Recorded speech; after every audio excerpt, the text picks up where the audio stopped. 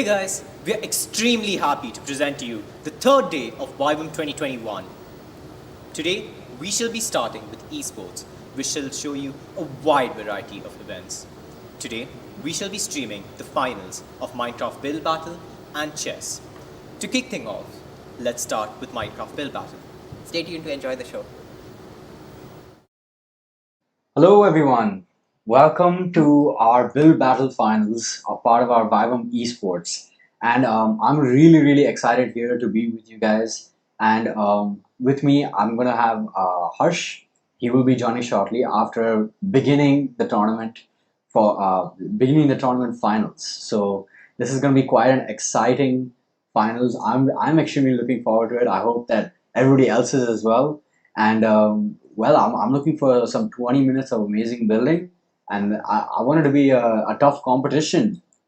So the theme for this year's finals, which we decided, is going to be the snake. So we, of course, one of the main reasons we selected the snake and our motto against all odds is because the snake is such a apex predator and a completely individual animal in the wild, right? So we thought that this would be an amazing mascot for us. And right now for the build battle, we think this is an extremely solid, theme that does actually allow for a lot of creativity.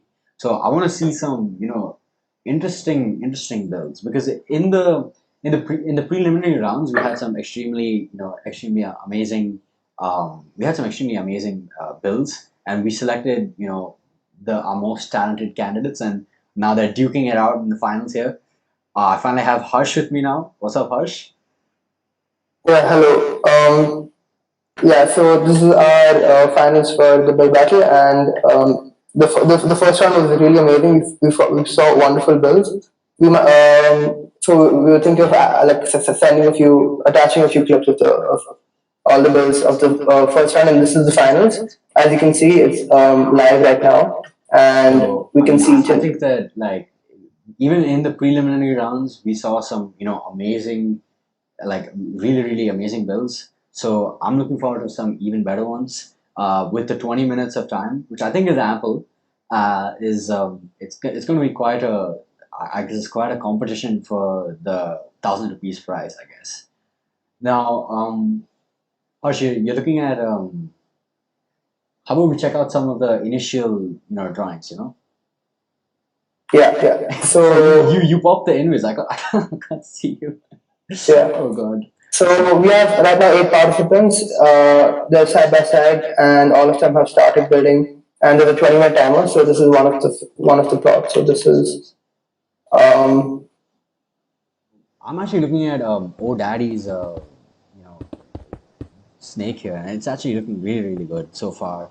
You can see that she's kind of going for this massive structure, which kind of optimizes the plot. So you have a really big plot here, which I think that especially there's no height limit, and even there's no ground limit. So definitely a lot of potential for the candidates here. You can see that I think she's going for the Viper kind of design. So this is quite interesting. I want to see how yeah, this goes.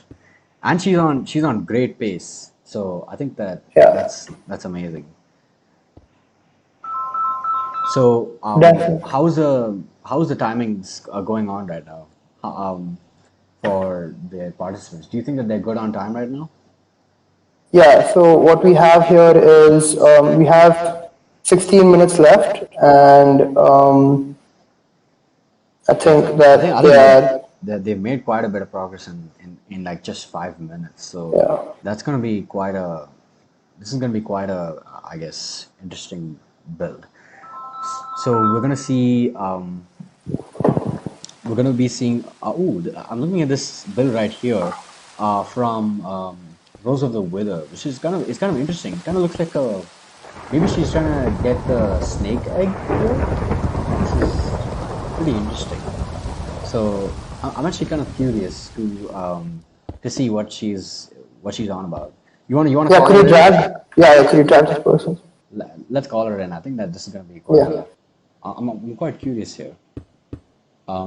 Just do that real quick.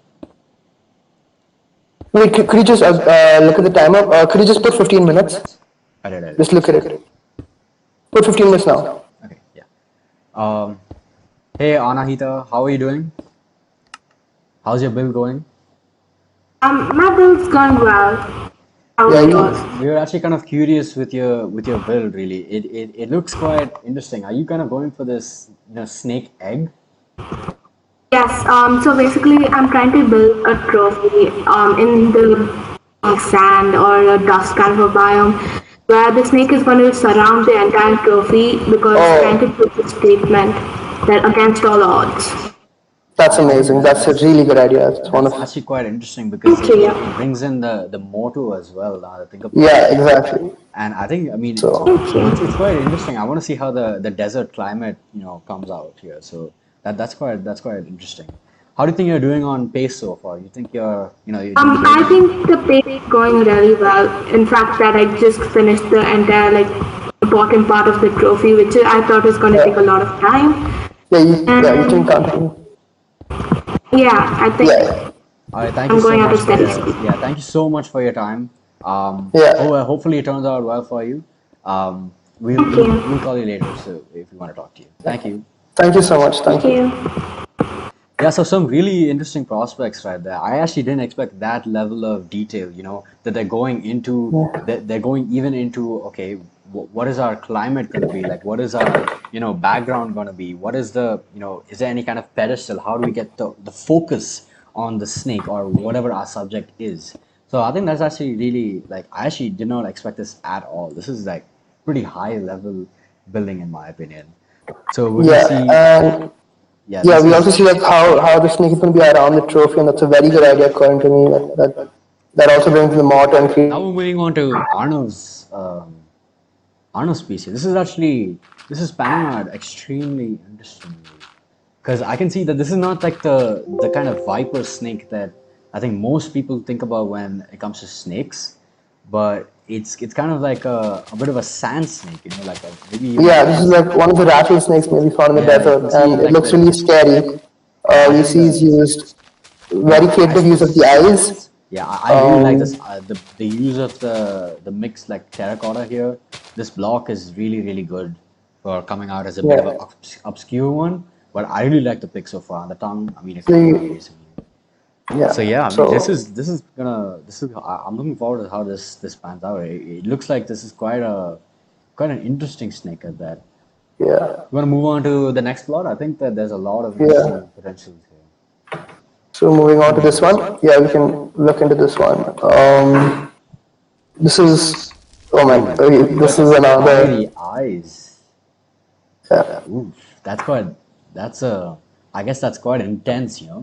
mean, This looks really intense. it's quite interesting that she's using polished blackstone for the snake. I think that's quite, it's not really quintessential. And I'm interested in how this pans out. Again, I think that especially here in this one, the teeth is really, I think the teeth are really strong. Like they look very realistic. Yeah, they Usually, use another act for the fire, yeah, everlasting fire. Yeah, and we could drag this person. I think speak a few words. yeah, I'm actually curious to see how this one comes across because this one Yeah, it's got a little bit of, I guess I would say, some intensity or passion in it. So yeah. let's see. Could you drag? Yeah, let me just drag it real quick. Yeah. Wait, who is he again? Oh, okay, AK. AKK. Yeah. Okay. Oh, hello there, AKK. Aditya, how are you doing? How's your I'm build? fine. Yeah. You. I've seen you've got something really nice and fantastic going on here, and Thank you so much. Yeah, so it's we were kind of looking. curious and had some questions. So, how are you? I Yeah. see that you've used like a lot of nether realm blocks. So you're seeing like polished blackstone, and netherrack. You're using a lot of stones here. So I would like kind Yeah. of I wanted to just try to understand. What is the thought process behind it? Why choose stones instead of the more quintessential terracotta blocks which are good for designing? Well, I like this shade of black, and if you see a king cobra, it resembles this color. So that's what image was going on. So when you told that, okay, yeah, it's gonna be related to a snake this time. So the king cobra came in my mind. So this is the color of the king cobra, and this is the closest. Blackstone is the closest to it, so that's why I'm using blackstone. Yeah, actually, Yeah, now that sure. I think about it, that's really, really interesting because you got like the fiery eyes, which kind of I guess it's kind of showing like the intensity, like the maybe the even the rage of the king cobra, the strength of the king cobra. So I'm Exactly. curious to see how it Yeah. comes out. Yeah, Exactly. so we really like to see it complete, and um, Yeah, hopefully it pans out for you, man. Good luck. Yeah. Thank you. Thank you so yeah, much. Yeah. thank you so much. Okay, fine. So I think we should move on to the side here. Move on to the side. Oh, oh, Oh wow. Okay. this is interesting.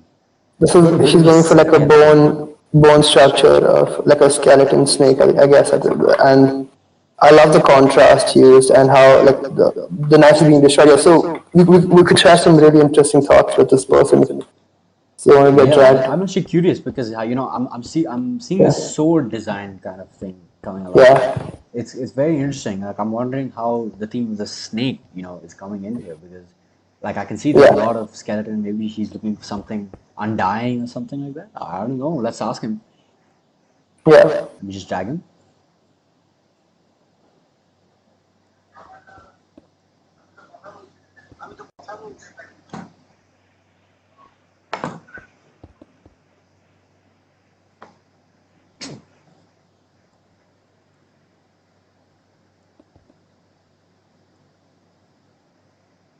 Yeah, just edit that part out. So, okay. Hey man, what's up? Deodon? What's up, man? How's it going? How's it going so far with the build? Your build is looking really nice so far. Decent. I've never seen a snake skeleton like in my entire life, and I'm just building it out of my imagination, so it's kind of hard. But No, I it's going think I really can well. manage with It's it. coming off really well. So Yeah, this is I'm quite. having a little trouble with the head. That's it. I think this is quite yeah, interesting. So how do you think you're doing on your pace? You think that you're a little low on time? There's approximately 6 minutes left. 7 minutes. Oh yeah, Yeah, I can manage. It's only the eyes and the teeth. That's all. yeah. And I was actually yeah. really curious about the sword. I think that's a very interesting thing that you don't really see that often when you think about a snake. So why did you select the sword here in this image? What does it bring To out? explain why the snake died or how it died. Yeah, that's really I think good that's good. Yeah, that makes a lot of contrast. sense actually, because I guess you kind of like showing like a story of a dead snake here, and I Yeah. mean the skeletons are coming on along really nice. I like the fact that Yeah, they're not really straight, right? Generally, yeah, most people would just Yeah, get like usually straight snakes like stuff. they turn, right? So yeah. basically the snake was turned where it was like it was killed where it was trying to move.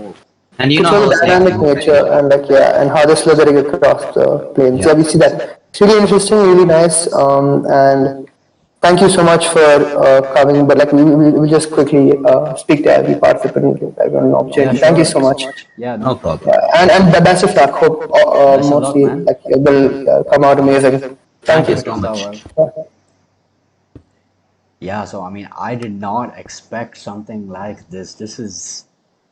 Yeah. This is astounding. We're seeing vipers, we're seeing sand snakes, we're seeing, snakes under the ground, we're seeing them in deserts, plains, forests. I mean, this is like the most unique build battle I've probably seen. Let's move over to this plot here, Harsh.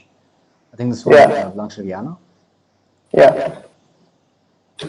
Yeah, this one it's turning out to be one of the bigger models here. Actually, this is quite interesting. If you look at the design, she doesn't just stick to the normal green terracotta. She's using these mossy cobblestone here and dirt blocks, which it kind of brings out, I guess, that like the rawness of the design, and I guess it kind of brings out like texture, right? You're not gonna get a snake with smooth skin, right? Snakes do Yeah. shed their skin a lot, so I think this kind of brings out the shedding skin, which is pretty interesting actually. Yeah. If you look at the symmetry is really nice, and I mean overall it's extremely large. I'm curious to see how the foundation is gonna turn out for this because I think that could also play a role in this. But this is I think this is quite This is very unique and appealing. I feel like it's really large and impactful. So this is I really like this one. If you want to talk more, like maybe 2 3 sentences. Yeah, Don't I have think that we much can call it. time. Yeah, Yeah, let's call it over. yeah. Hello, Rihanna. Hello. How's your bill going so far? She's gone. Where she's gone? Sorry. We move on. Okay, fine. Next build. Um, what is? Oh, I think we this should one looks inform them really that interesting. they're near the 2 minute mark. They're around 3 minutes here, which is, this is like how this is the final stretch, I guess you could say.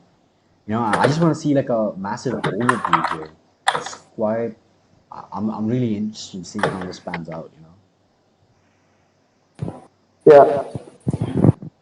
Hmm. I think So, that like moving on to this one, we see that the snake is actually guarding an egg, and on top, I think it's the hat or what is she trying some to do sort. here with the Yeah, with this design here? This is quite interesting. I'm actually yeah. like So kind of, I'm very curious as to what this is. Is this perhaps a pipe?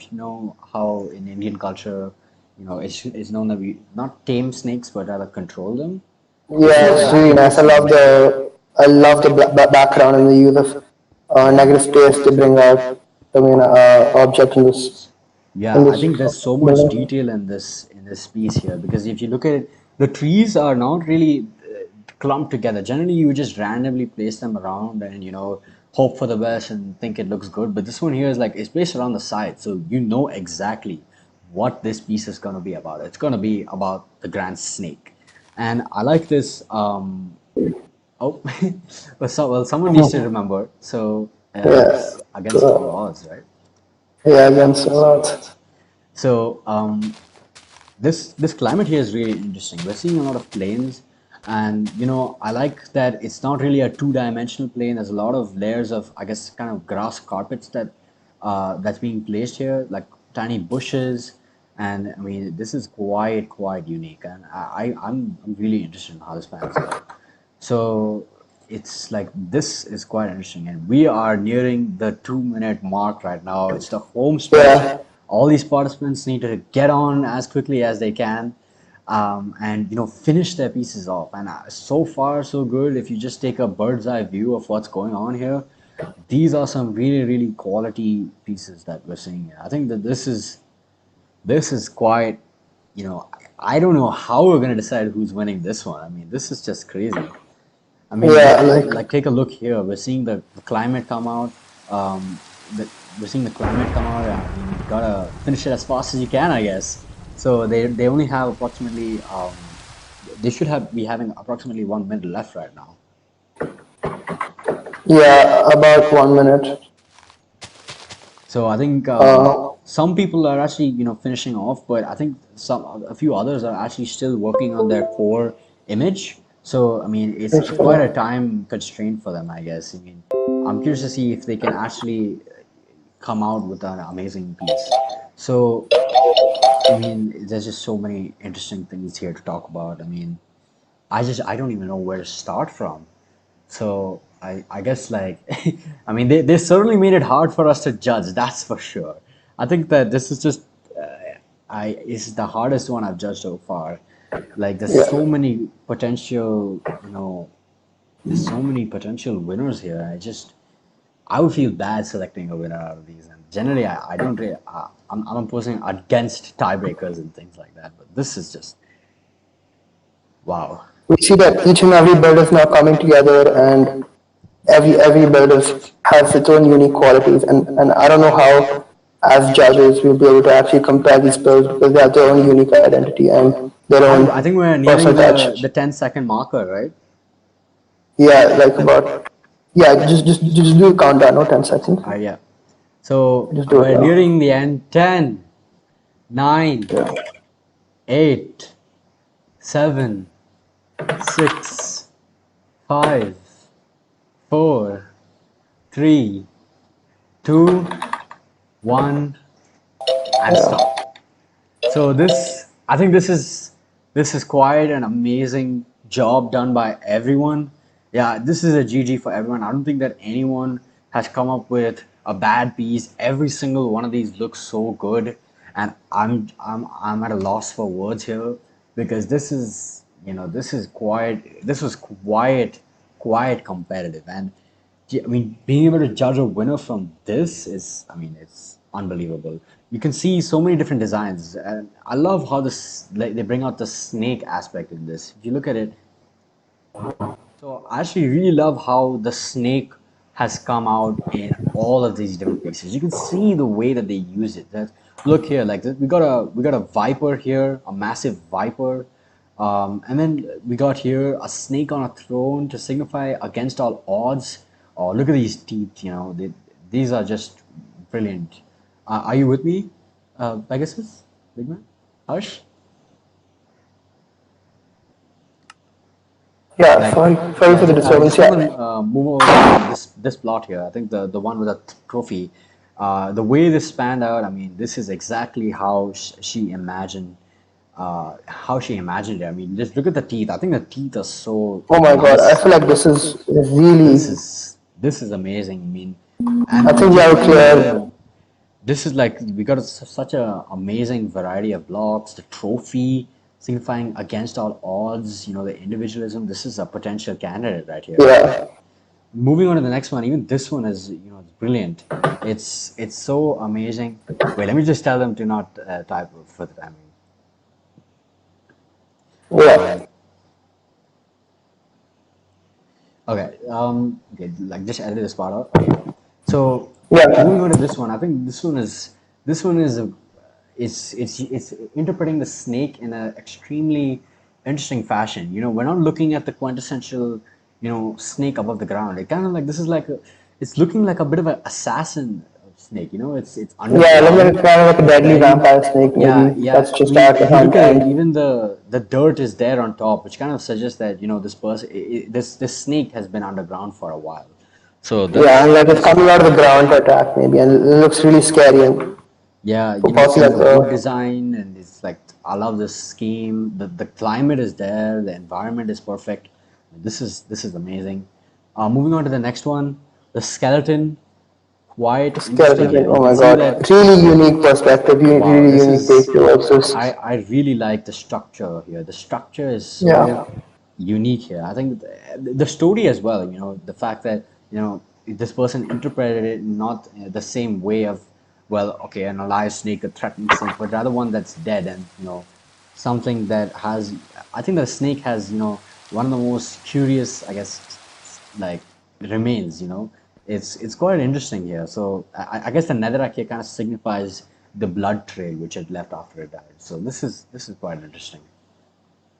Yeah. Moving on to the next one, I think this one is, I'm actually relatively confused about this, but No, this one, I think that these caves are inside there's a sign here. It says, um, growing snake. Okay, so I feel like this represents how, it's in the cave and it's actually um, just trying to develop in the cave over there.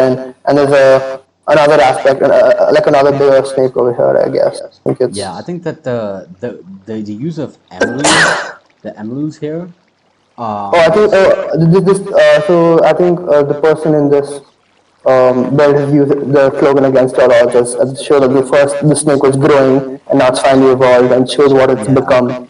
And this represents, the build nature, and this has very powerful meaning to it as well. And yeah, so I definitely feel that this is like a really good perspective and good Yeah, I take think on this the is quite build. interesting perspective. Yeah, so we could also move on to, yeah, this We've one. got I would say this is the passionate snake, the passionate cobra. I like the teeth here. We're using iron bars instead, single iron bars. I like how every single participant has used a different type of teeth. It's not really. It kind of gives a unique design, and I think all of them have like are well suited to their own designs of the snake. So that's, I think, really important. So here we see the snake. I like the coil. The coil is really, really nice. and then the flaming The pit. lava and like the nether aspect towards the snake, showing how deadly and powerful the snake is. Yeah, Yeah, this is I also actually really really like the good. sign here. It's saying "Bring it on." I think that like it's quite interesting because that's it's kind of like the snake is ready to fight. The fire in its eyes, and Yeah, I think the use of the nether blocks here really bring out the I guess the fire in the snake. That this is yeah. a quite interesting one. Moving on It's really, to really the good. next one, our second last one. I think that this one here, this is one where I think the climate is just beautiful here. Just look at the Yeah, environment. It's so dynamic. If you just stand on the ground, you can see the amount of detail that's going in.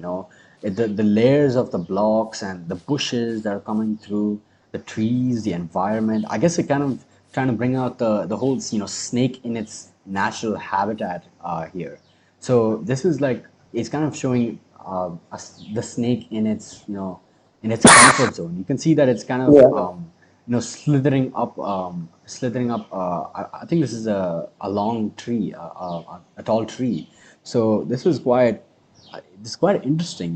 Maybe it's giving a more threatening pose that way because it's kind of posing itself as tall. So this is a really unique build actually. Yeah. It's focusing more on the environment. So that's definitely something to consider. And I Yeah. think we have our final build over here. This one is, well, it's showing, I guess it kind of shows the, maybe even the protective nature of the snakes. You can see, I believe this is the mother snake. You can see the use of the eyes using item frames and eye vendors, which is quite interesting. I didn't expect that. So this design, I think it's kind of simplistic, but it's still quite appealing. You can see that the story, I guess, comes through. It's showing the family Yeah, and and it's also showing yeah, and how it's the productive nature and the kind of joy and loving yeah. nature that has of all animals. It's not that very hostile. It's kind of very friendly and Yeah, protective protective. nature. So yeah, Yeah, that's shown through like the coil around the egg. So yeah, yeah, and yeah, this is quite nice. And the baby snakes also kind of I guess they do be looking kind of cute though. I will say that. yeah, They're very small snakes, kind of looking like like little tadpole snakes. But you know what? I yeah. like it. It's cute. It's cute. Simplistic, and I mean I'm enjoying all of these builds. So I think deciding a winner from this is going to be hard, but I think we can make our decision at the end based on Yeah.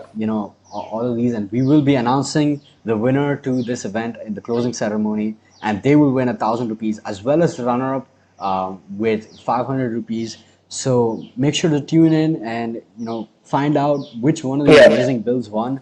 And I have to say that I want to give a big congratulations to all the participants, even the ones who didn't make it to the finals, who came in and chimed in for this event because this is such a unique event that I think not many people think about when playing Minecraft. So it's this is it's amazing to see that people tried really hard and we had so many builds and some people who didn't qualify, and it was like the competition was fierce, like extremely fierce, and I think that this is an amazing competition so far. So Yeah, this is really good. And so first we had a round of around 10 people and 15 people, and now four qualified from, like we had two heats and then four qualified from each, and now these eight participants battled for the final prize. So we see that like they had to build two sets of builds, and both have come out really well, and these participants are clearly very talented, and choosing a winner from this will be obviously very hard, but uh, like each and every one of them has their own individual aspect, and again, it all depends on perspective. We can't say for sure one is better. All of them are unique, but we will just have to, based on majority, we'll have to come up with a decision. all right, Yeah, well, thank you so and much everyone for chiming in for our build battle finals. It was great. Thank you for being our audience for today, and it's gonna be me and Harsh peacing out. Thanks guys, bye. thank you so much. Bye.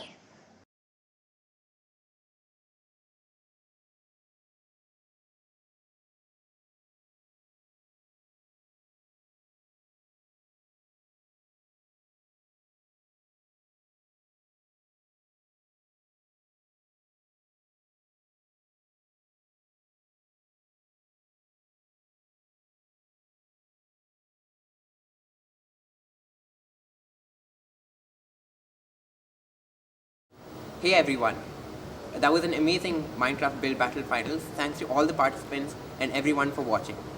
We will now move on to the next segment, which is the chess tournament, the chess finals, played between Vedant Gupta and Arjun Khandelwal. But before that, we shall have an ad from our two sponsors, Dell and Sony. You can't just eat the potatoes and throw everything else, okay? I'm not wasting food every night. Here. I don't like beans. I didn't pack beans for you yesterday, Sid. Your bus is here. Go, go, go. Where's my water bottle? You must have left it in Dad's car. Ria, are you ready? Ready. Ria, you can't wear pink socks to school. Go change. Go change. I want pink socks. I won't go to school. On the brown sofa, Baba. What? Ria, we're getting late. Go change. Come, Ria, come. Did you fill petrol in my car? No, I didn't have the time. But it lasts you for today. To say that your life is complicated is a blatant understatement. Could we help uncomplicated? Maybe not entirely. But as far as your new home is concerned, we can. With our wide selection of homes across Whitefield, you don't have to worry about finding one that's in your budget, or one that's close to work or school. You needn't stress about timely delivery or the legalities. Get back to what matters.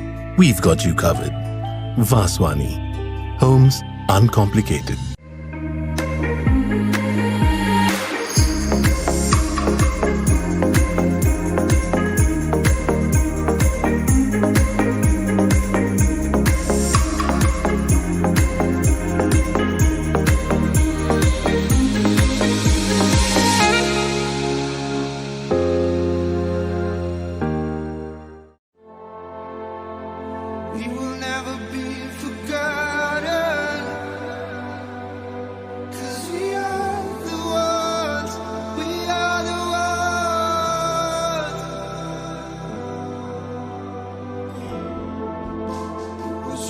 Sometimes we make you laugh.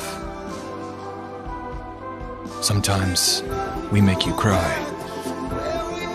We make you feel inspired, excited, amazed.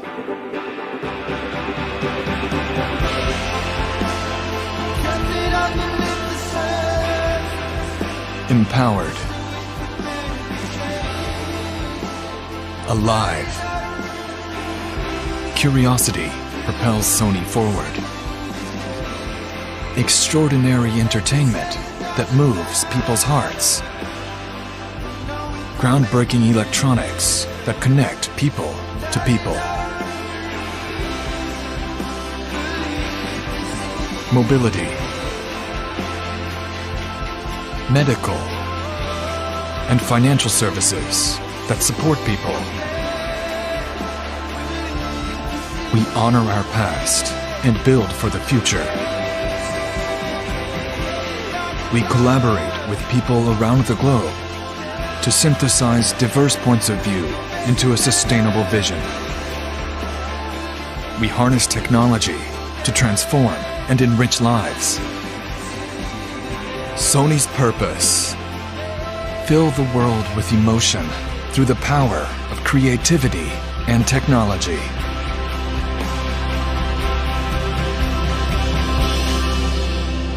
We are Sony.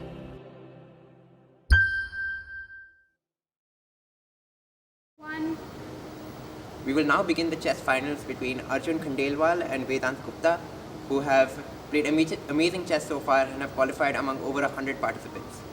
The match will consist of 4 games. The first 2 will be rapid games of time format 10 minutes plus 5 seconds increment, and the next 2 games will be blitz games of time format 5 minutes plus 3 seconds increment. In the event that the match is drawn after these 4 games, the players will play 3-minute blitz games until there's a decisive winner. Let the games begin.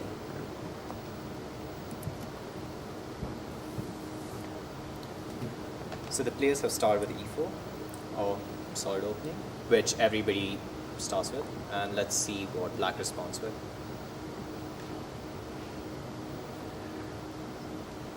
So black has decided to go for the French defense, which consists of a solid or central exchange, followed by, as you guys can see that,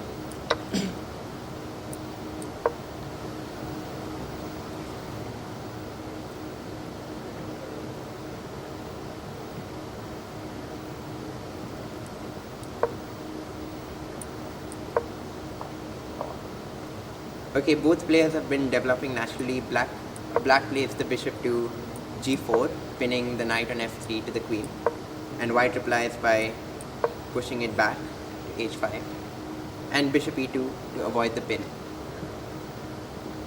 So far, play has been solid on both sides. Black has managed to equalize, but white still has some active play with the move bishop f4. And now for the first surprise. Black plays bishop e6, looking to trade off the bishops, and white could trade, but that would bring the black's queen out and further his development.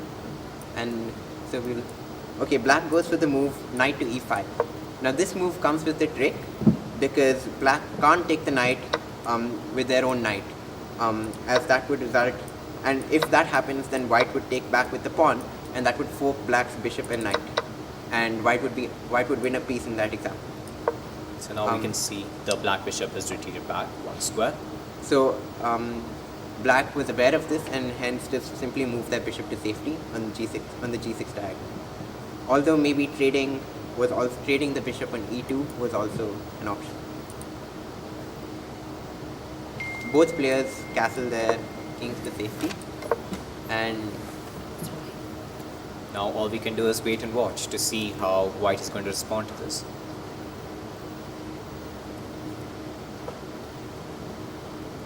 So Siddhant, what do you think we should play in this circumstance if you were here as white?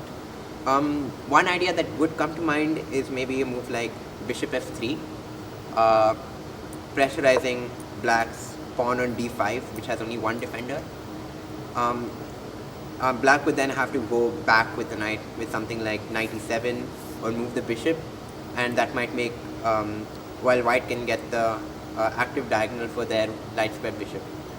Alternatively, also white could try bringing the rook to e1, which Vedant just did, and the e file is essentially is an open e file, so this will allow white to take advantage and gain more space in the future. As soon as the bishop and the knight moves, the rook will have sight of the entire file, which is extremely powerful. In this position, white's knight is also excellently placed on the e5 square, and the rook will also help in supporting the white knight. So now let's just wait to see how black is going to respond, because white seems to be developing extremely quickly in contrast to black, who seem to have only one. Alright, black has decided to move the bishop to b4, looking to trade off the bishop for the knight after the moves such as a3. So this move comes with the idea of taking the knight, and white would be forced to take back with the b pawn, and that would essentially white would then essentially have double pawns on c2 and c3, and these could be potential targets in the future. But on the other hand, white also gets the semi-open b file for the rook, and that could lead to active counterplay in the queen side.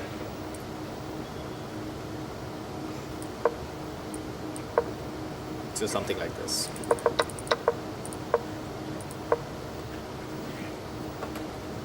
Alright, so white has decided simply to just move their bishop to d3, looking to trade off for the two bishops. Although this is not a move which I would have preferred to play, I would have preferred to go on for the exchange, since the semi-open file for the rook is it's way more useful than what white is trying to do and simplify the game and get the queen into the equation, because that is just going to complicate things even further. This also allows black to remove white's knight on e5 with the move knight takes e5, and so it also allows that, and white would no longer be able to take black's bishop with their knight. Okay, so black decides to go for knight to e4. The idea being to put more pressure on white's knight on c3 and win a pawn. So if white does nothing, then black's plan is knight takes c3, and after the pawn takes, taking with the bishop, and that would fork the two rooks, which would be very bad, and black would win material in that. Black would be up the exchange. Alright, so instead, what has happened is, after this move, we had bishop takes, and bishop takes yet again. Okay, white played correctly by taking the bishop, taking the knight on e4, that was a really powerful knight, and the threat of knight takes c3 was definitely present. Okay, white decides to kick away the bishop. This is a big decision because now black would simply take on c3 and double up white's pawns. But Vedant's idea is probably to bring a rook to b1 in the future, and the b7 pawn is now loose, and that would probably be a potential target. And alright, we have just got a trade of knights on the board. So black is looking to simplify the equation and target these two isolated double pawns on, not isolated, sorry, double pawns on the c file. Okay, black decides to go for queen g5, and this comes with an immediate threat of checkmate on the g2 square. So if white does nothing, black simply plays queen takes g2 checkmate. And one of the only good moves in this position is yet again to move the queen to block the threat. So white could simply play queen to g4, and this would force a trade of queens, because if black moves the queen to somewhere random, then it would be white who's checkmating the black king on g7. So that's one possible option. White instead goes for pawn to f3. This is also another way to respond to the threat. But in doing so, white blocks their access. White blocks their queen's path to the king side, and now if anyone's attacking, it's black in this position.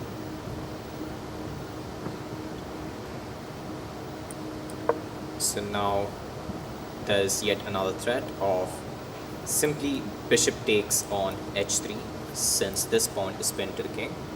So say for example, if white plays a move which does not protect anything, simply bishop takes h3 would be extremely useful to black. And white wouldn't be able to take back because their g-pawn is pinned. So white recognizes this and plays the move pawn to g4, kicking the bishop back. But it's important to note that in playing this, white weakens both their pawns on f3 and h3. And if black manages to infiltrate with their queen, that could become very dangerous for the white king. Wait, now the move bishop takes on c7 has been played, which I believe is just a mistake, since now you can simply just move the rook to c8, which is exactly what black does. While bishop takes c7 appears to win a pawn, with the move rook a to c8, white is forced to move the bishop again, and in moving the bishop, the pawn on c3 is extremely weak and is undefended, and the rook would probably take it. And even if white plays the move bishop to a5 trying to defend the pawn, black can simply go b6 followed by a5, and that forces the bishop to move away from the diagonal, and black would still pick up the pawn.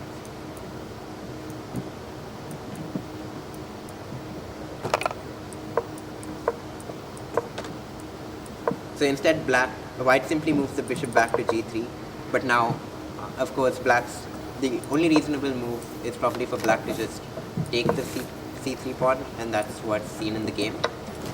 And oh no, white has just blundered with okay, now they've left the bishop hanging. There's literally a force mate coming, as you guys can probably see on eval bar 2. So while black's queen is hanging, their bishop hangs with check. So black can ignore their queen and play rook takes bishop on g3. And what white probably missed is that after the king moves to attack the rook, black can play queen to h4, defending the rook, and the threat of checkmate is unstoppable. I expect this is what we'll see in the game. And yes, black is taking the bishop, and after king h2 played queen h4. Now there's no way for white to stop checkmate on h3. The threat is simply queen takes pawn on h3, and that would be checkmate. And white has simply resigned, as there's nothing else to do in this position. Now we should just move on to the next game. That was a fabulous game. Arjun has taken the lead after the first rapid game, and there are still 3 more games to go, so we'll see if Vedant can make a comeback. Alright, so we seem to have moved on to the next game.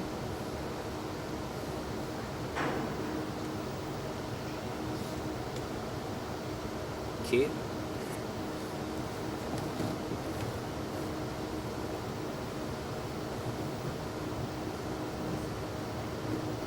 Alright, there seems to be some problem.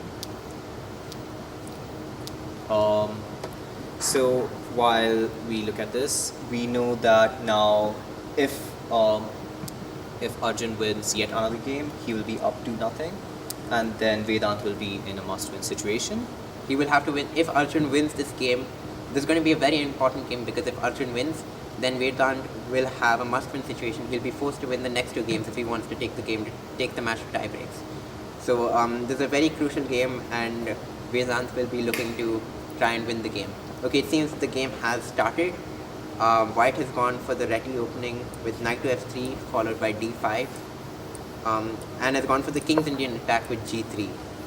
And both players, so after knight f3, d5, bishop g2, knight c6, both players naturally developing,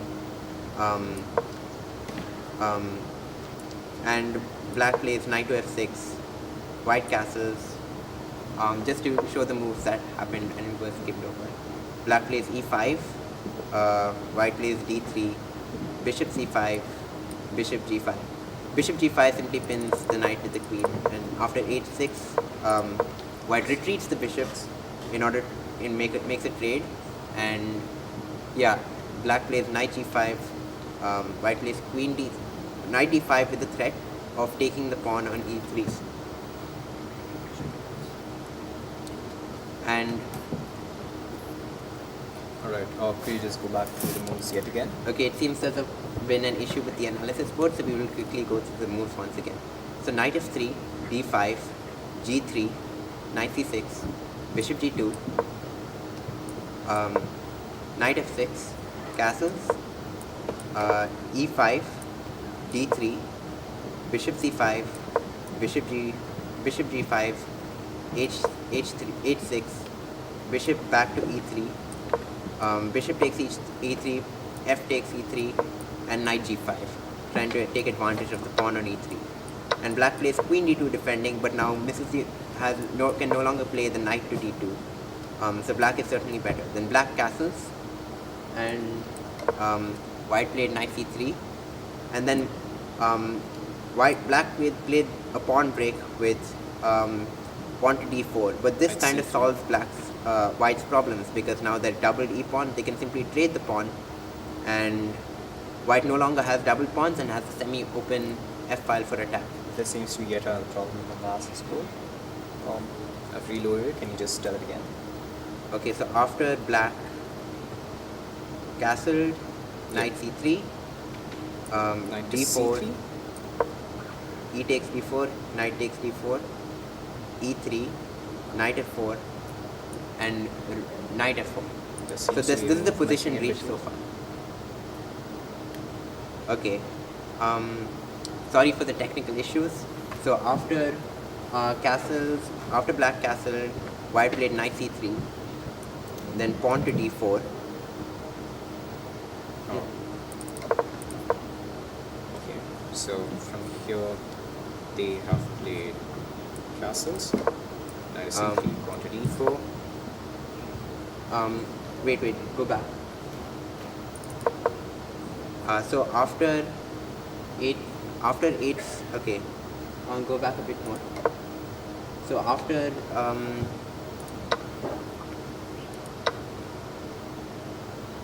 after this trade of bishops, black plays knight g5, queen d2, Knight g5, queen d2, knight c3, pawn d4. Yeah. Alright, cool. Knight c3, pawn d4. Oh wait, okay. Knight g5, queen d2 castles, sorry. And then knight c3, pawn d4, and trade in the center. He takes d4, knight takes d4.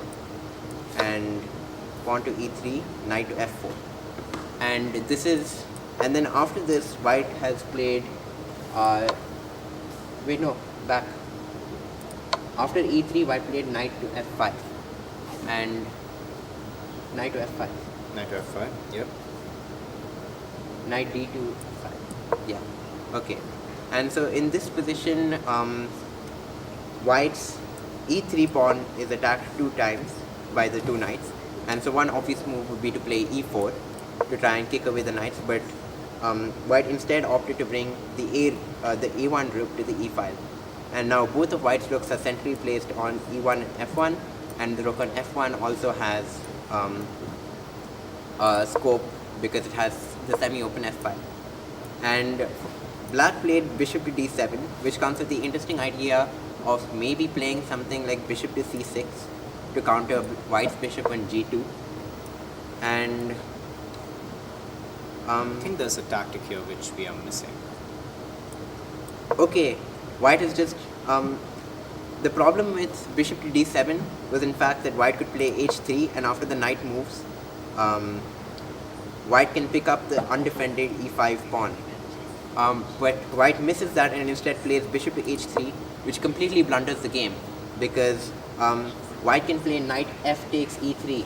Black is instead retreated with the knight to f6, but instead Black could have played knight f takes e3,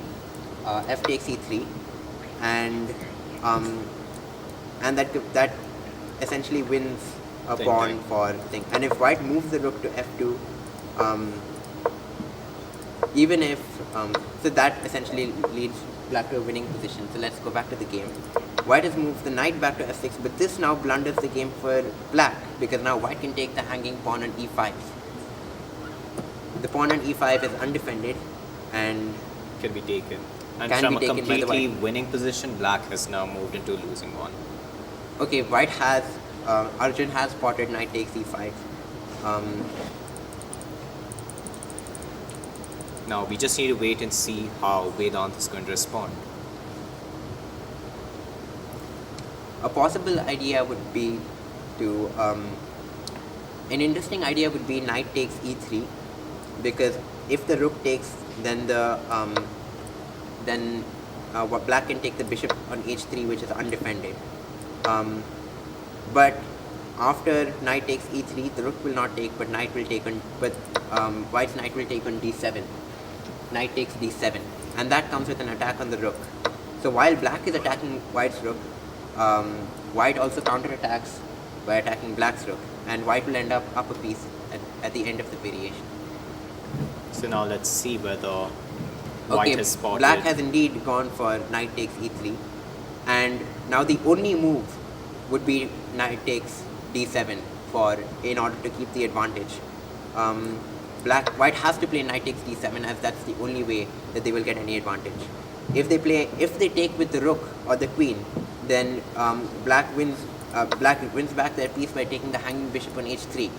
So instead, White takes with their knight on d7, attacking Black's rook, and only after Black's rook is forced to move will they take, or is captured, will White capture back on e3 with the rook.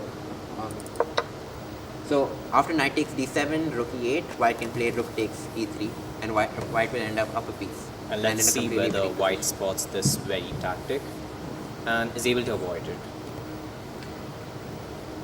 So are there any other lines which you would like to take us through in this position? So one important thing is, of course, rook takes e3 or queen takes e3. Both completely lose the advantage, because Black will be able to take the White bishop on h3, which is undefended. So it's important to first take the bishop. It's important for White to first take the bishop with the knight. And also note that White can't take the bishop with their bishop on h3, so White can't play bishop takes d7, it has to be knight takes d7, because otherwise Black can simply take the rook on f1. If the knight takes the bishop, however, then White is also counter-attacking Black's rook on f8, so White still ends up a piece. The player is taking his time over here, Let's not wanting to make a Arjun mistake. finds rook takes d3. Alright, so let's see what would happen. What is the best move in this position? Yet again, it's taking bishop, right? It should be taking the bishop on on d7 with the knight on e5. That would be the best. Alright, so So both of these players are from GWH, right? Yeah, also note that both players are from Greenwood High, and what are their ratings? And both are intermediate level players rated around 1600. So it's going to be an interesting game to watch how both of them play. And since they've won a lot of games from over 100 participants to come to the finals. So, yes, I believe Arjun is taking his time here. Having dropped down from 8 minutes to 4 minutes, he must be really thinking. And he has blundered the bishop. Oh no, he's played rook takes e3. But now there's now all advantage and black immediately takes the bishop at h3. And now it also comes with an attack on the rook, so white is forced to move the rook. And if anyone is better, it's black, although it's anyone's game now. White has completely lost the advantage. And doubling the rooks on the e-file, white does have control over the e-file, but black can easily deal with it and black has a very active bishop. I think I spotted an interesting tactic. If you take the knight on d5 with the knight, followed by a trade, you will be able to push your pawn one ahead and trap the bishop in the square h3, effectively neutralizing it. Oh yes, that's a very interesting tactic. So simply trading the knights and playing pawn to g4. Now black's bishop is completely locked in h3, and the knight on f3, knight on e5 guards the pawn on g4, and black's bishop is effectively trapped. While it was once extremely active, it's now neutralized, and white should have regained the advantage. So let's see whether Arjun spots yet. Yes, he does play pawn to g4. A very nice spot by Arjun, and yeah. Now, yet again, I believe the knight, in this case, can just shift into the empty squares which were left by the pawns on h7 and f7. Black has played, Vedant has played f6, trying to move the knight, and then trying to get the knight to move, and then picking up the pawn on g4. But white has the move knight to g6. The only move which retains the advantage because it's now now forcing the black rook to move. And now I believe the rook has to move. So which square do you think is going to be the best? Is it the one with the double rooks? No, that would lead to a total loss. Now, so essentially in this position now, after the rook moves, white plan is simply to capture the bishop on h3. And by just we will moving see around.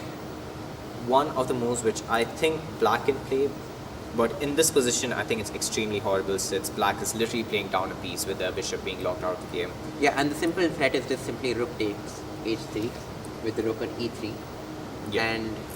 And after that, not only is white up a piece, but all of white's pieces are concentrated on the pawns around the black king. The moves f6 and h6 have severely weakened the light squares around the king side because all of the pawns, all the places f7, g6 and h7, those squares around the king are extremely weak, and the queen can easily infiltrate and deliver now, a crushing I think attack. the best move which could be played in this scenario would be to move the queen to attack the knight, as well as deliver the threat of taking the pawn on g4. While this might not be able to save the game, it may be a way to free the bishop on h3. Okay, so just to illustrate the idea, so black can play queen to g5, and if white takes the rook and f8, then black's idea is to play queen takes g4 with check, and then pick up the rook. But the problem with that is the move rook to g3 blocking the queen's check, and after the queen moves, the knight can re-enter the game. I think you can just use the queen to block it, and your bishop is yet again lost. So in this position, it should be the bishop which takes the in the game we see black playing queen to g5. So white has to find the move, has to see the sequence knight takes f8 followed by rook to g3. Let's see if he manages to do that. We will let's just illustrate the line again. White plays knight takes f8, and queen takes, and I believe the bishop is definitely lost in this case. So now rook g3 completely wins the game. We see rook g3, queen d4 check, and now simply queen f2 or queen e3, trying to get the queens to trade off. Or queen e3 will simply win the game. And even if black trades queens and captures the knight, white will then be able to capture black's bishop, and white will still remain up a piece in a completely winning endgame. Right, so just to illustrate, the queen e3 has been played, and the black is just black down. White is just up a rook in this position.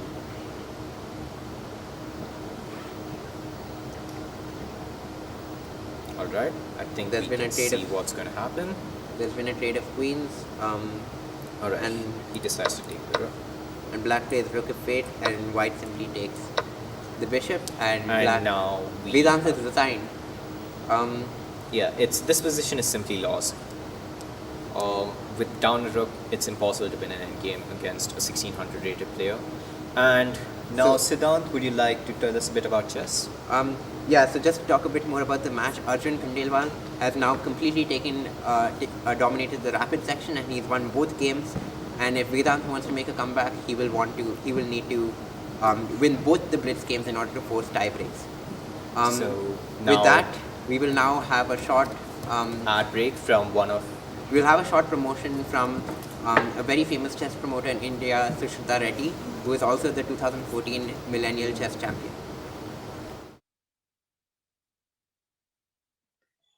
Hello everyone, my name is Sushruta Reddy and I'm a chess promoter in Bangalore, and I'm also the founder of the Innovator Chess Academy.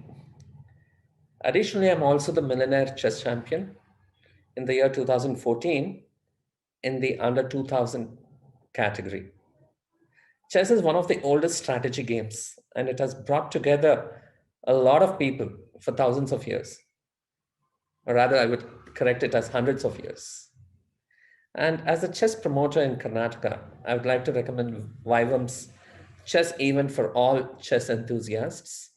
VIVUM is a student-led charity fest by TISB, and I would like to extend my support to the student body behind this initiative. Whether you enjoy competition, want to showcase your skills, or just want to have some fun, the chess event that is taking place at TISB at VIVUM is perfect for you. It comes with exciting prizes, and it's a great opportunity to play with like-minded peers.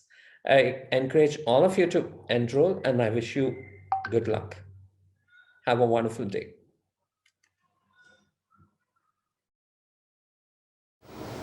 Now we are back to show you guys the 3-minute segments of the 5-minute with 3-second increments segments of the game, and I think we can start it. And white has started by playing e4. I think, yep. Okay, white has begun its pawn to e4. Arjun currently has a 2-game lead. We will see what his opening choice is.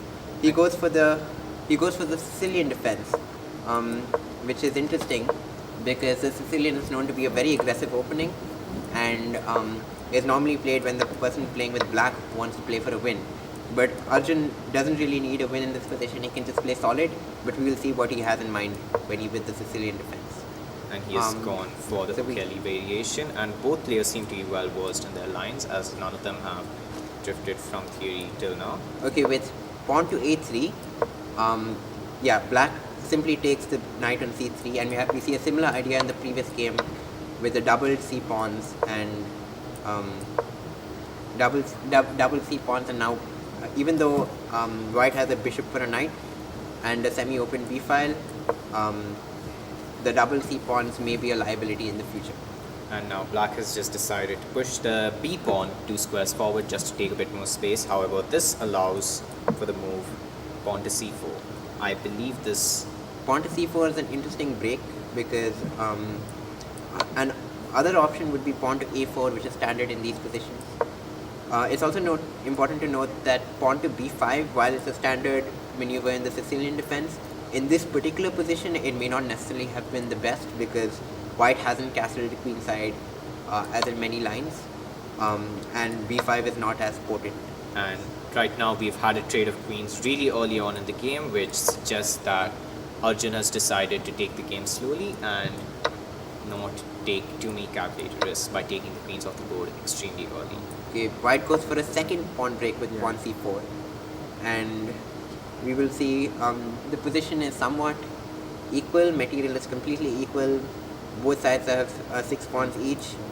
White does have a bishop for a dark square bishop, but black lacks a dark square bishop, so that may lead to some imbalance. Black plays knight d4, centralizing the knight, a very important outpost square, and an interesting decision by Vedant, trading off the dark square bishop for the knight. And I do not think this would have been the best move for white in this case. The biggest assets in this case were the developed bishop, and now they have decided to just trade it off for a less active piece. Any objectively winning chances that white had are probably gone with trading the bishop for the knight, because only with that kind of imbalance would black be able to push for a win objectively. But it's a blitz game and anything can happen, so let's continue watching. White naturally develops the bishop to d3, just protecting the pawn center, and there's a trade of pawns. And in this position, a very interesting move would be rook to b3, pressuring the bishop on d3 and as well as the pawn on a3, and it's a very active square for the rook, and black may even be better. But instead goes for king to e7, bringing the king to more safety and preparing the rooks to be connected. And now white simply just castles. Rook to b3 was again an option there, but instead black goes for rook to g8, again utilizing the semi-open g file. Black wants to play pawn to d6 followed by bishop to h3, for example, to maybe and bring maybe double on the g file potentially, and start an attack on white's king. So white plays king to h1, trying to remove the pin, and now they simply just move the bishop away to a6, hoping to connect the rooks. However, before any moves like that can be played, white has retaliated by moving the rook to b1. And okay, now this is not a very good move by white, because black can simply play knight to b3 in this position. Black has very solid control of the square, and white's queen side is completely locked following this. And even if white plays, say, after knight to b3, if white plays something like rook to a2, trying to bring their rook to safety, then knight to c5 with an attack on the bishop is very powerful. And if the bishop moves anywhere apart from the b1 to h7, say black plays bishop to c2, defending the rook, then white simply takes the knight. And if white moves the bishop anywhere else, then rook to b1 will be checkmate, because of white has some back rank issues over here. So, but black misses the opportunity to go knight to b3 in the game, and instead goes rook to c8. And I think all advantage is lost with this move, because the b file was essential for black to control the b file, and especially the b3 square. And the c file is currently blocked by white's knight. It is a double attack on white's c4 knight, and we will see how white moves the knight and plays, and there's a trade of bishops, and the only advantage black probably has is the very active rook on c2. But white does have an outside fast pawn, pawn to a4, and at this point this game could go either way, and however I favor white in this position due to the outside pass pawn and the two rooks just effectively cutting off the king and any other piece from entering that. Yeah, if white manages to advance this a5 pawn, the pawn on a5, currently on a5, far enough, then it could become very dangerous for black. And we can see that's happening, and black is desperately trying to stop this march of the pawn down the board. Bringing the rook back was the only thing that could have saved black in that position was activity, and bringing the rook back to a8 is not going to solve any problems. And yeah, and white simply continues pushing the pawn to a5, and we will see what black's only resource in this position is probably the rook on c2, which is very actively placed. And black may consider moves like rook to d2, trying to kick the knight away, and then to pick up the f2 pawn. The only way to stop that is to trade the rook and give up the pawn. Okay, but it seems that black has instead gone for rook to d7, and instantly I think this is punished by going knight to b4, and now white is preparing to just go a6, a7, and then bring queen. And it's important, it's interesting to see the time situation over here. Vedant still has 4 minutes, over 4 minutes in his clock. And there's a blunder. But, okay. Which is expected in a time crunch, and White has just lost the rook. White simply plays knight d5 check and forks the king in the rook and plays pawn to a6. Black's king is completely cut off, can't enter and attack the pawn. And in this case, it's just a matter of time before we get a new queen on the board. Rook to b7, rook to b1, and yeah, the king. There's no way for the king to enter. Black's pieces are tied down to the queen side, and this looks like it may be a win for. And white is also up the exchange, and with such a highly advanced pass pawn, looks like Vedant may actually win this one. Let's see if he can manage to take this into the final round of the Blitz games and make a comeback. Okay, he's a few moves have been made, and white's pawn is now on a7, and the threat is just to. Black does try some tricks with trying to now there's a double attack on the a7 pawn. White simply plays king g1 and allows black to take, but black misses it and plays king to d8. And now I think one move for white here would simply be to defend the pawn. Later on, white can march the king up the board and promote the pawn to a queen. So simply defend the pawn, maybe rook b to a6 comes to mind. We'll see what he has in mind. He has a lot of time on his clock, and so he could use that to his effectively spend this. So let's see whether they find the move rook to a6, which would probably lead to white just winning in just a matter of moves. In this case, I feel like black is just prolonging the inevitable. It doesn't look like white is going to make any mistake with the abundance of time which they have on their hand, and it's really a simple position after this point. So, what are any other lines which you may like to show us, Siddhant? Maybe white's position is so good that white could even ignore the a7 pawn and play king to f1, and it seems that just happened. Black still doesn't want to capture the pawn, plays king c7. Now white finally goes rook a6, defending the pawn, and all of black's pieces are tied down to the queen side. Black can't move the rook. And now has just hung another pawn, and with knight to b5 trying to attack the rook, but now the f7 f6 pawn just hangs. As we can see, black is just resigned as there's nothing else they can do in this position. White is going to inevitably promote their pawn, and now we have moved on to the final game of the Blitz section. And Vedant managed to make a comeback in this game. We'll see if he can win the final game and force tie breaks. This is going to be a really exciting to watch, and we'll see what he can do. However, Vedant is playing as black. Yeah, he's playing as Vedant is playing as black, so he'll certainly have a challenge. But and we'll also see if Arjun can hold it together and pull through and win the finals. So as we can see, we have got a standard opening. The rule of this.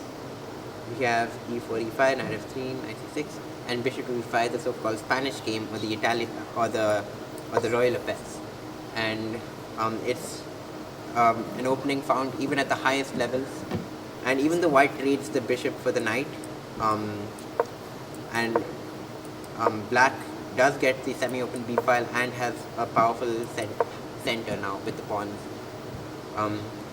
And yeah, after a few moves, black makes the interesting pawn break with pawn to d5, and it's very important because now it consolidates black's presence in the center. White goes bishop to g5, trying to trade off the knights, and remove a defender of the d5 pawn, but black simply pushes d4 and forcing the knight back to e2.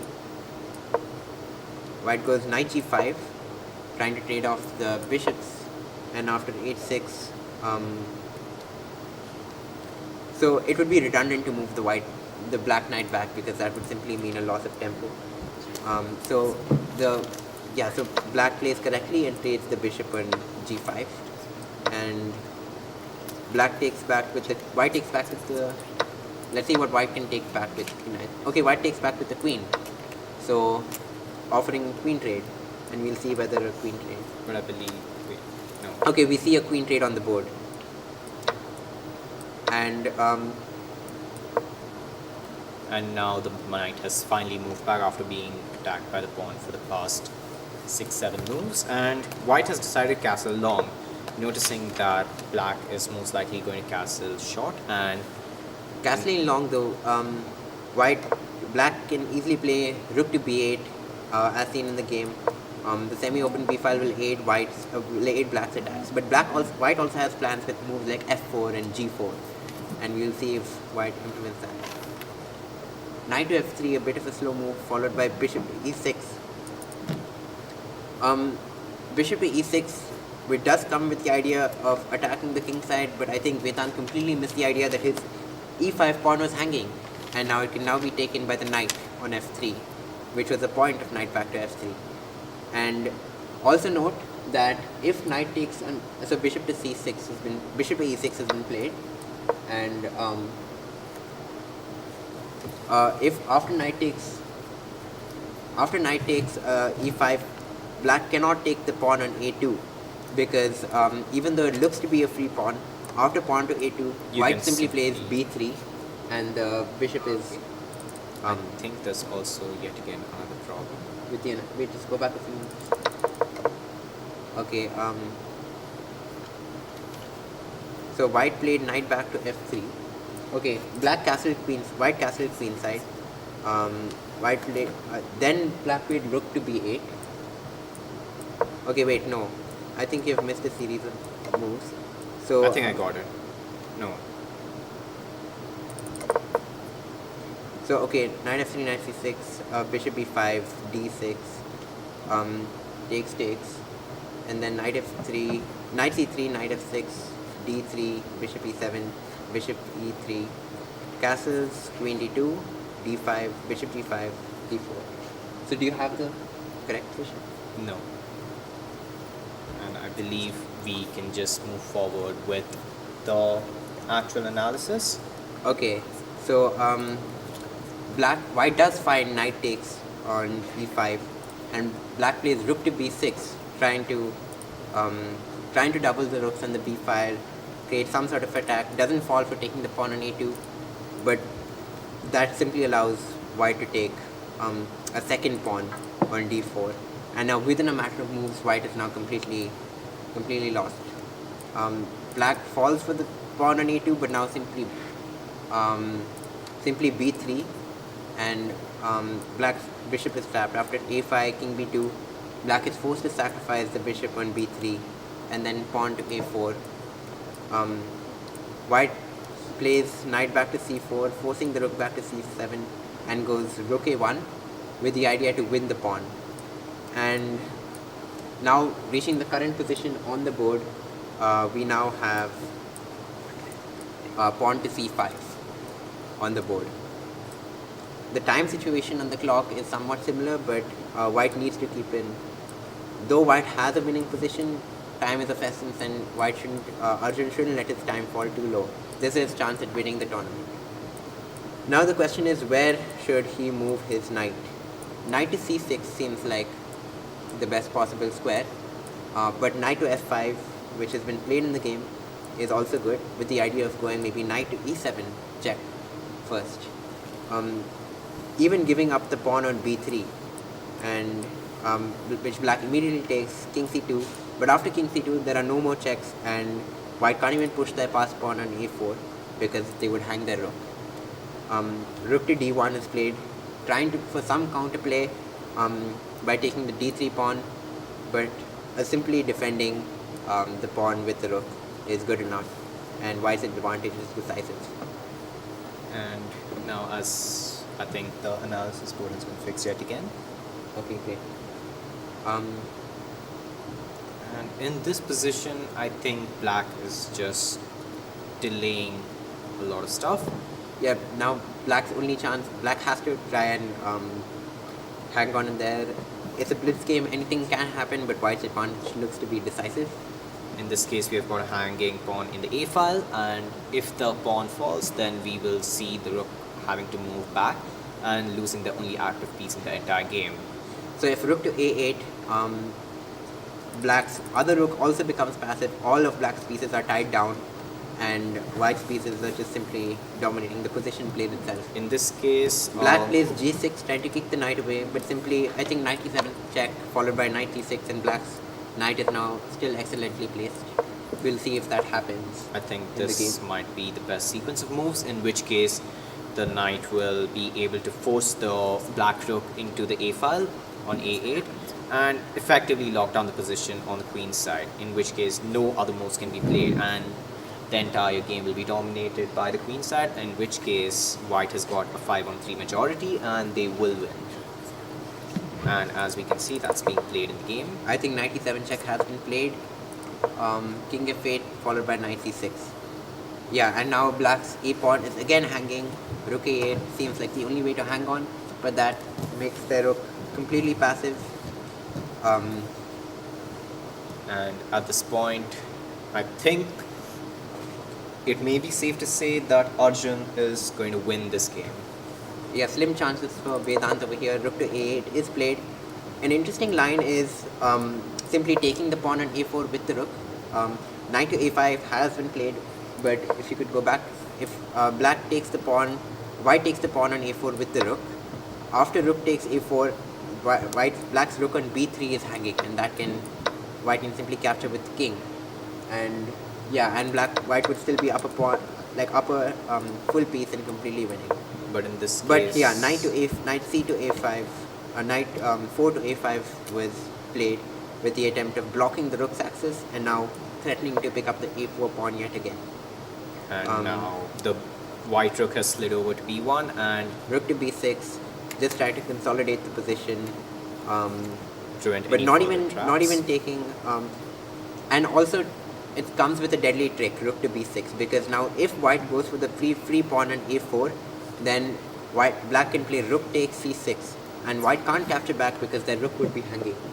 So in the previous position, if white hadn't played rook to B1, but had instead taken on A4, then black plays rook takes C6, and that and now it's in fact black who might even be better. However, we have seen. But white doesn't fall for it and just plays rook to B1, looking to trade off the rooks. And we will see what happens. White plays rook A6 and rook B5, preventing any tactics. Knight E7, trying to get a piece into the game, defend the A4 pawn. Now the king is slowly coming into the game, and amazing plan by Arjun, simply walking the king up the board. Again, white can't take the A4 pawn because of the same idea, rook to C6, rook takes C6, and it's amazing, incredible that Arjun has spotted it and he's not falling for the trap. And in this position, all of black's pieces are completely tied down to the queen side. The only moves which he can make are on the queen side, the king side of black, queen side of white. And at this point, I think it's safe to say that Arjun has probably won this game. It's very difficult to even find a move for black in this position, and he plays king to G7 for lack of a better move, simply a waiting move, passing the turn for white to play, and we will see what. Now it's important for Arjun to come up with a plan over here as to how he can win, and we'll see what he comes up with. While the position may be very better, okay, he plays pawn to F4. This is a very interesting plan because an extremely high level plan, because now while the queen side is completely locked, black can't move any pieces, focus on the pawn play on the king side and on the center with moves like f4 followed by g4. Yeah, he goes for black plays pawn f6 to prevent white from taking up so much space. But he simply goes g4. And now black's pawns on the king side are simply rolling. He just needs to push them and they'll completely overwhelm the black king. None of the pieces can help out with the defense on the king side. The 4 to 3 pawn majority on the king side also is in white's favor. So any pawn push in this position is probably winning for white. And Arjun seems to be getting low on time, and this may be interesting. If Vedant manages to take Arjun down to a few seconds, Arjun may blunder a single move. Yeah, So it's important that he doesn't spend too much time on moves, and he just makes them. Pawn to e5 has been played.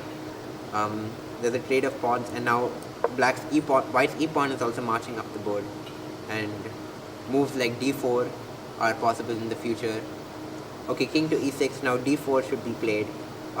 After a trade of pawns, white's king will also be closer, and white has simply decided to go for rook a to f1, and in this case black has simply decided to push that pawn forward for lack of a better move, and now the king has moved one space to the side, just threatening to capture this pawn.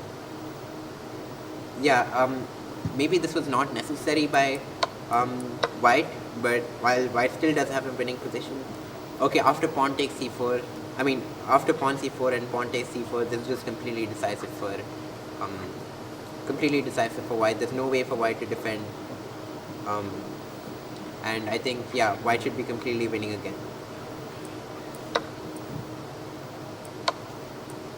White and now in this case black takes with the knight on e5, but now it's just forced checkmate.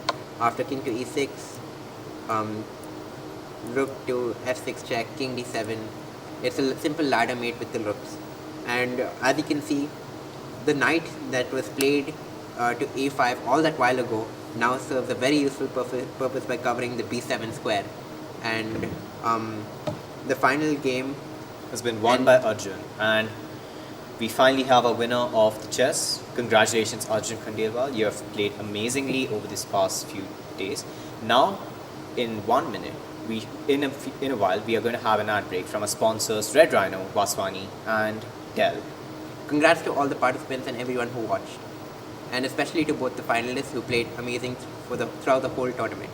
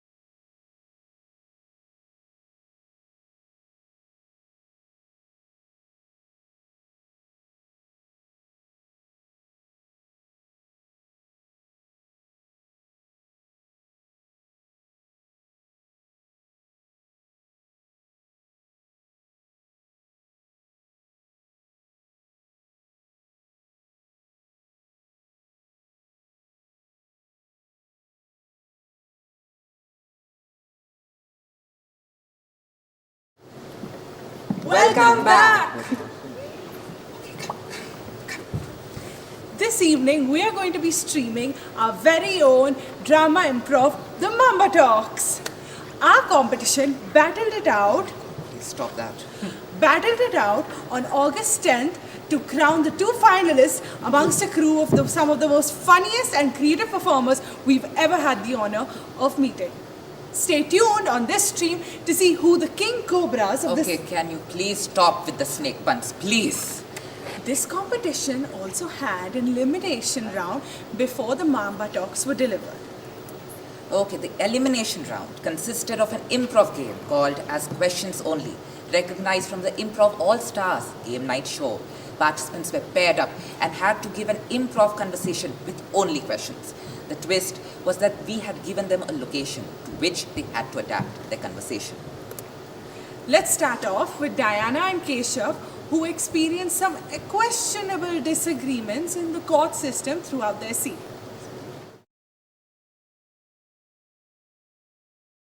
Trisha, can we have our next pair? Yep, our next pair is Diana and Keshav. And you guys are at Parliament. Let's see what you do with that. Who should start? Diana, how about you? Sure. Hi, I'm the lawyer. Are you my client? Didn't you see me come sit right next to you? I'm sorry, but you didn't call, did you?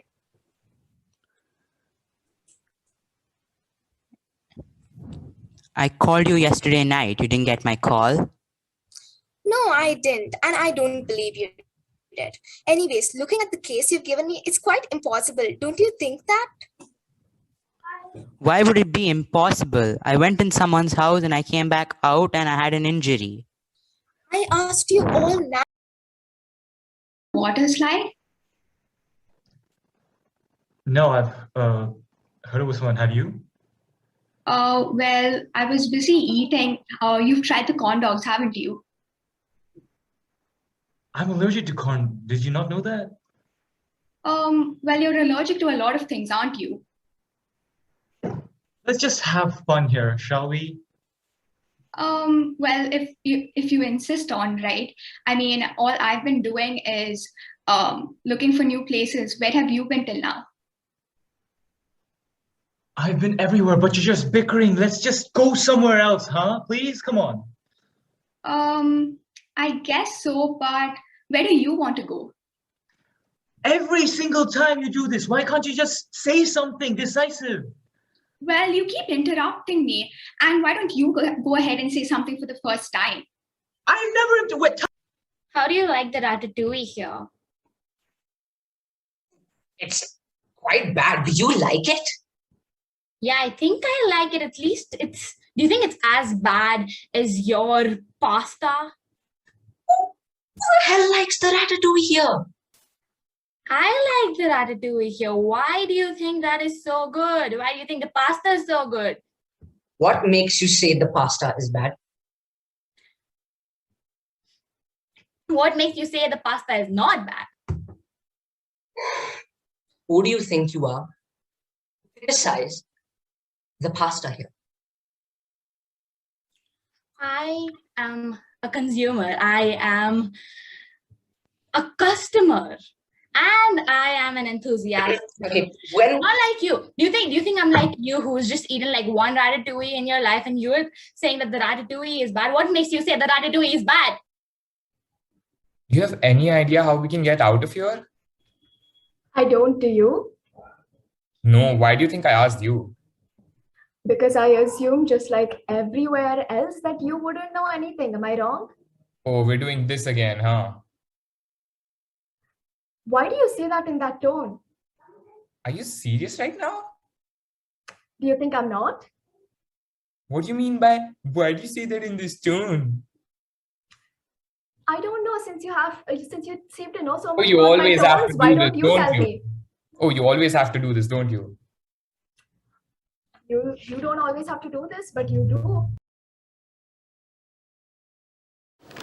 Now, weren't those performances just stellar and brilliant? Congrats to all our performers so far. And now, not to steal a pun from our stand-up comedy show, but those performances were hysterical. Okay, please stop. No. Okay. Yes. Now. Thank you, all of our performers. Now let's move on to some more complicated family dynamics and brilliantly executed medical complications from our very special trio. Well then, what are we waiting for? Let's go. Why are you here so late? Where is your husband? I'm the doctor. Wait, where is the baby? What do you mean, where's the baby? Can't you see? It's in my stomach. How did you get your doctorate? Where's the nurse? Where's the nurse? Aren't you the doctor? You're supposed to be the one helping me. Don't just stand there, please. Are you capable of doing anything right now? Who's the husband? How are you a doctor? We're still searching for the husband. Have you seen the husband? What's your relation to the pregnant lady? Honey, please tell her. Why don't you? Is that really necessary right now? How will I get someone in the hospital then, huh? How aren't you the one who's supposed to be doing the surgery? Can you put my name down as her sister? Whatever you say. Where is the name board again? Can you help me? Hurry! Can't you see? I'm having contractions. What kind of hospital have we come to? Wasn't that just dramatic and something you would not want to happen? Anyway, thank you so much, Hisu, Ruhi, Natasha, Vishwa, Parth, Rachna, and Carol, Aditi, and Hia. Thank you so much, guys. Those performances were just amazing. Now, all the performers have performed brilliantly, considering that this was done all on the spot. The participants that did move on to the next round are Hisu Lee, Diana John, Natasha Ghosh, Vishwa Krishan, Parth Jain, and Carol Worth. Congratulations, guys. Now to move on to our final round, the Mama Talk TED Talks. Participants were given situations and prompts and were challenged to improvise a speech based on their conditions with a catch. The VIVUM drama team might have gotten their hands on the participants' presentation materials. Oh, sure, they did. Our first participant is Diana John, and her topic was Bollywood, and her situation was that she was held at a gunpoint. This is her presentation. Contractions. What kind of hospital have we come to? All present here. I'm Diana John, and today I'll be talking about Bollywood.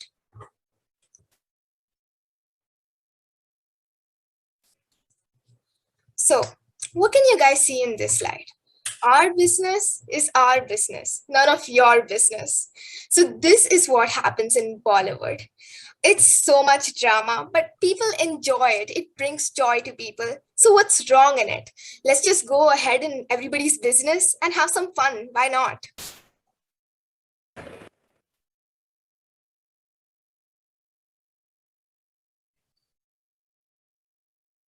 Okay, so what do you see in this slide? First, we have our Bunty or Bantu, whatever you call him. So if you have not heard this, you have to. Whom do you think is the first person to survive coronavirus? Obviously him. He washes his hands for 20 seconds, no matter what all drama. And that is what is necessary right now to overcome the virus. So shout out to him. And the next picture, let's see. What expression is that? Is it when your teacher is asking you a question or an assignment and you haven't done your homework? I don't really know. Why are you asking me, huh? That expression. Okay, it works for me. Okay, so looking at this, our favorite Alia Bhatt. मुझे घर जाना है. So yeah, there's no words to describe this. Everybody can relate to this. Oh my god, in all situations, like whenever you're in heat or whatever the situation is, मुझे घर जाना है. Yeah. We all have seen this. We all have to see this being Indians or whatsoever. The best CCTV camera in the world is your mom or your bhabi. I mean, like, what do they not see? They see everything. Even if you lock the door, put the second lock and be like as secure as you can be. Obviously, there's a window in the balcony or somewhere they can see. They have eyes behind their heads. That is 100% true statement.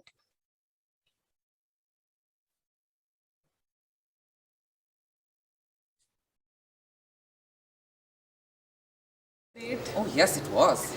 Our next participant, Hisu Lee, his topic was paper and his situation was that he just broke up with his girlfriend. Please wait to see his performance. Let's take a look. Hey guys, what's up? Yo, Hisu, that speech was bomb, man. You wanna hit up the... You know what I mean later. We're gonna talk about anthropology today, and anthropology is like the study of cultures, man, and you know the culture around here. Yeah, you can move on. Damn, now, see, this is what I'm talking about. Look, this is the beauty. This is the beauty of anthropology. We're studying how societies work. Here we see Asgard, we see Thor with his hammer, and on the other side, we see this bomb skull with the... Oh, damn, look, that's what I call drip right there. That's not my wave. That's not... Yeah, back to culture. Yeah, students, do you have any questions about culture? You can move on. Damn. You can give me a number later. Yeah. I see what you're trying to do. On the bottom right, you'll see what's my favorite topic, which is human anatomy and biology. Biology reminds me of my favorite rapper. You know how we're doing anthropology right now? Guess who my favorite rapper is? Anthropology. I bet you got that. Yeah, I'll put my number in the chat box for you. Yeah, you can.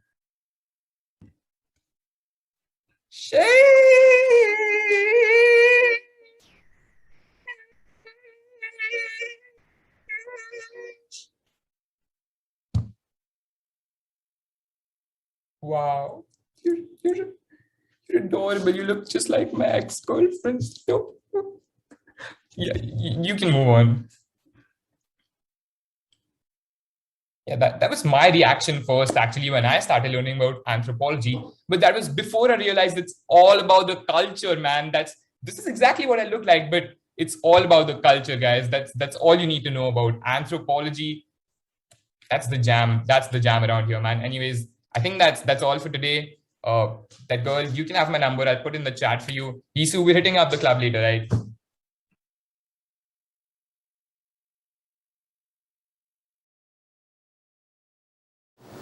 We're so sorry. That was not Hisu Lee. That was Parth Jain. His topic was anthropology, and his situation was that he was a typical Delhi boy. What did you think? Anyway, moving on. Our next participant is Natasha Ghose, and her topic is pastry. And her situation was that she was the most popular girl in school. And now this is her presentation.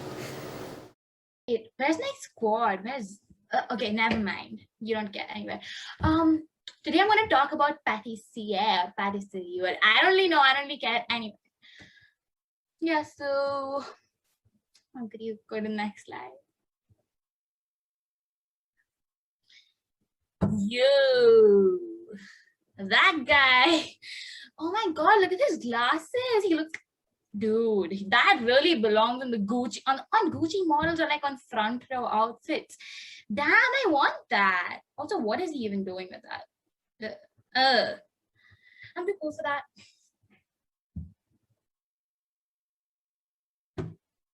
Bro.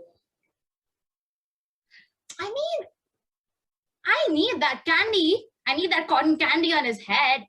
But why does he have cotton candy on his head? And why is that thing looking at... That's That's like that girl wearing those, shorts with the sweatshirt. I mean, like this little thing looks as uncool as her. Anyway, ew. I don't relate to this one. My 2020 was actually awesome. My Instagram went up 1,000 followers and I think it was quite nice actually. My plans worked out but look at the food. That's sad. You dropped all of it. I want to eat it though. But I can only eat a bit because I have to like work out and stuff. Otherwise, that Gucci dress my mom just bought me won't fit me.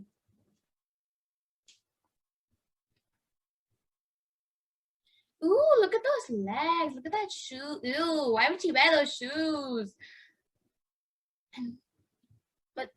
Why is there a bird with legs? I don't get this. It's the bird. What bird even is that? I don't know. Should have been a chicken. At least I could have gotten the eggs to make the cake I was thinking about that day. My God, that was so good. But I have to make it with stevia, of course. I'm on a no sugar diet. Wasn't that just amazing? It was a brilliant and remarkable performance. Thank you. Our next performance is Hisuli, and his topic again was paper, and his situation was that his girlfriend had broken up with him. Thank you so much for that subtle day. Guys, I'm gonna be talking about. I'm gonna be talking about paper today. Jessica was a paper salesman. No, okay. Oh yeah. Sorry guys. Hi. I'm gonna be talking about paper today. And Mr. Presenter, would you please pull the screen? You're not listening to me. Like how Jessica didn't listen to me when I told her not to leave. Please just move the slide. Please. Move the damn slide, for God's sake.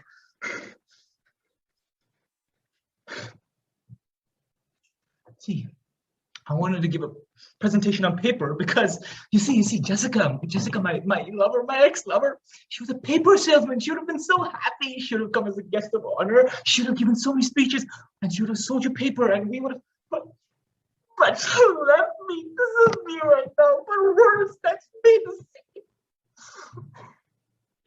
Please, I don't want to look at this anymore. It hurts. Just please move on. Oh my God, this is how our children would have looked. Look at them, they're so beautiful. They're such little kids. I wanted triplets with her, but she left me. How weird is it? Look, all I asked for was us to record it and so I can improve my posture. But no, she has to leave me before I can say anything. Oh my God. I don't want to look at this anymore. It hurts my heart. My poor heart, Jessica.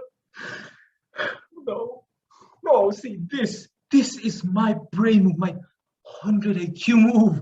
It would have been my move. I would have asked you for baby sister. I would have been like, Jessica, I made this presentation all about you. It's paper. It's what you work for. This paper will mold and foil like how our family and love is. We can rewrite our story. Paper is a canvas. We can write our love story on it. And I thought this is my 100 IQ move, you know? But paper isn't like that. She tore it apart. She tore it apart like our marriage papers right in front of my eyes. Please move on. You see, I had printed this on 24-pound letter stock, creamy paper. I know this because she was my lover, my ex-lover.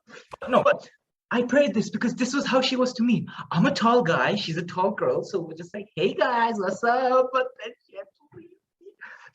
This was printed on premium paper that she sold to me at like $50 a page. I don't care about that. But that paper was hanged and framed up on our paper mache wall. But no, she had to leave me. Paper was our entire life. 3. Why is there a 3 there? No, we did it for 3 years. This is no, like Now, wasn't that just great? Our next participant is Carol Worth. Her topic was mythology, and her situation was that she was going through some extreme puberty. This is her presentation. And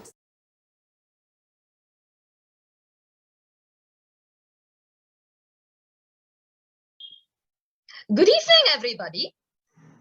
My name is Carol Worth, and I will be presenting Greek mythology to you. Please move on to the next slide.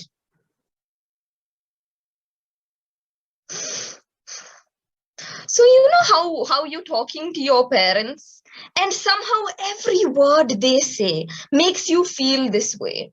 It makes you feel the rage of Achilles during the Trojan War. You just want to kill every person is a Hector, and every wall you see are the walls of Troy, and you just want to drag them across it every 3 days because your parents are the Hectors here, okay? They don't let you play video games. They don't want to let you stay on your phones. This is very unfortunate. Do they not understand the hormones that are flowing through me? Please move on to the next slide. I'm sorry.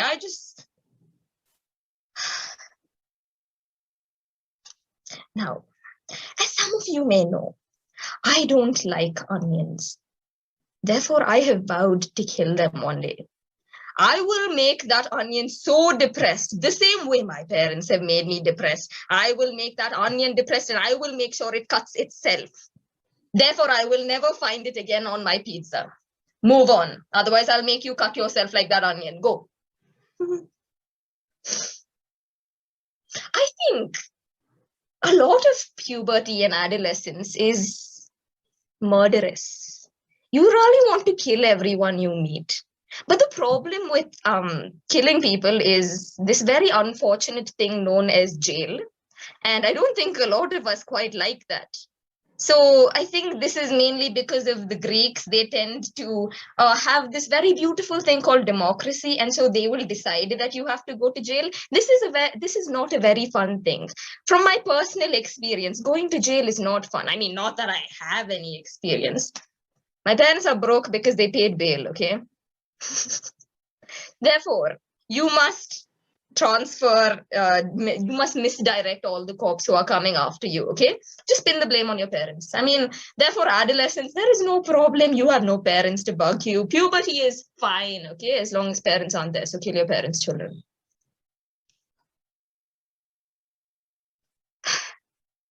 This again is a very beautiful example of how modern life imitates Greek life, where you are screaming from every cliff that you want to climb to Mount Olympus and scream something out, but no one is listening to you.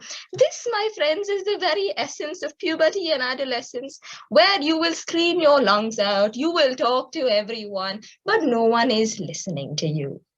So all I am saying is, you can kill someone and you can talk to your therapist. Have a wonderful day, folks.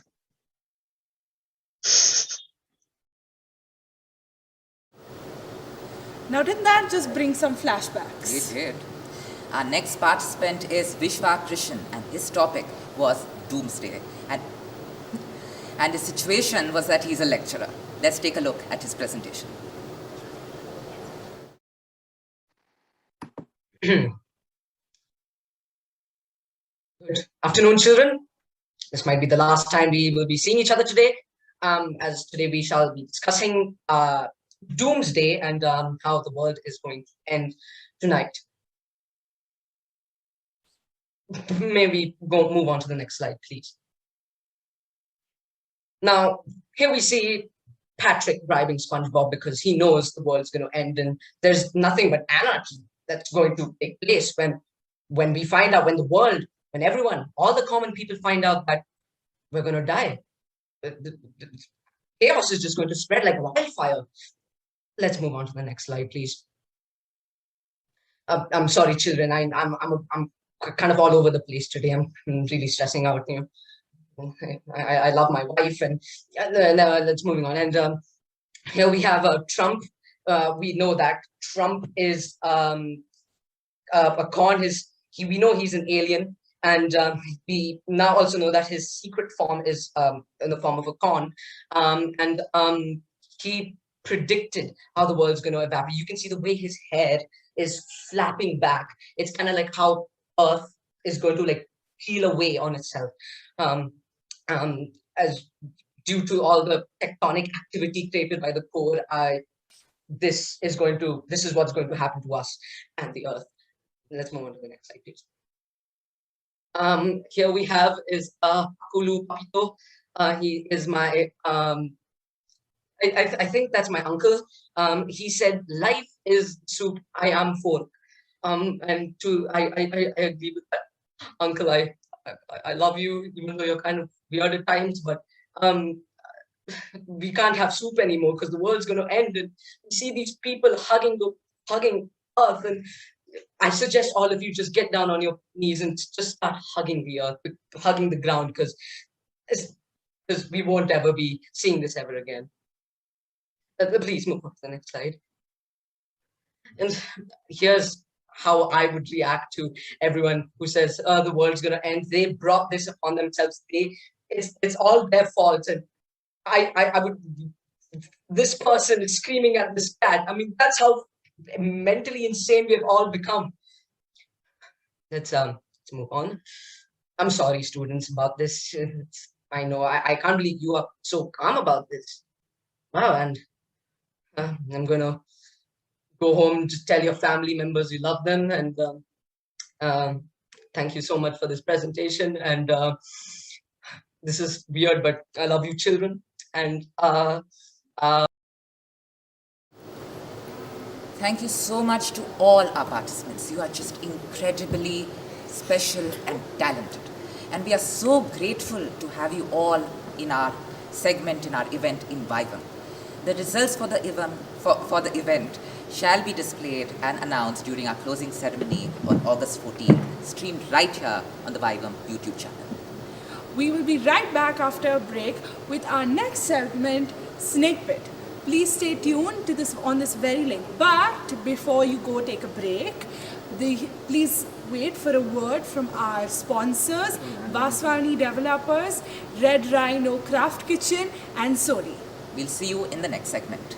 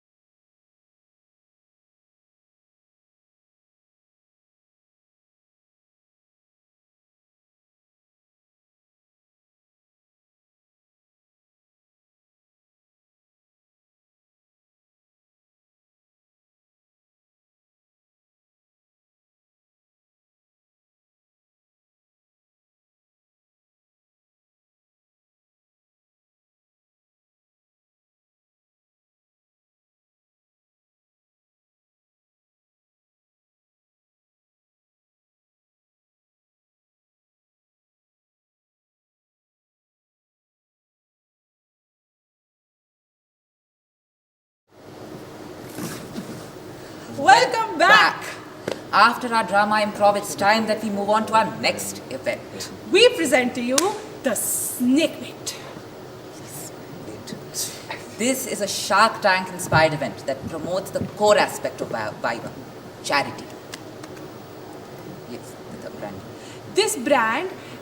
This brand new event aims to promote social initiatives and encourage social entrepreneurships.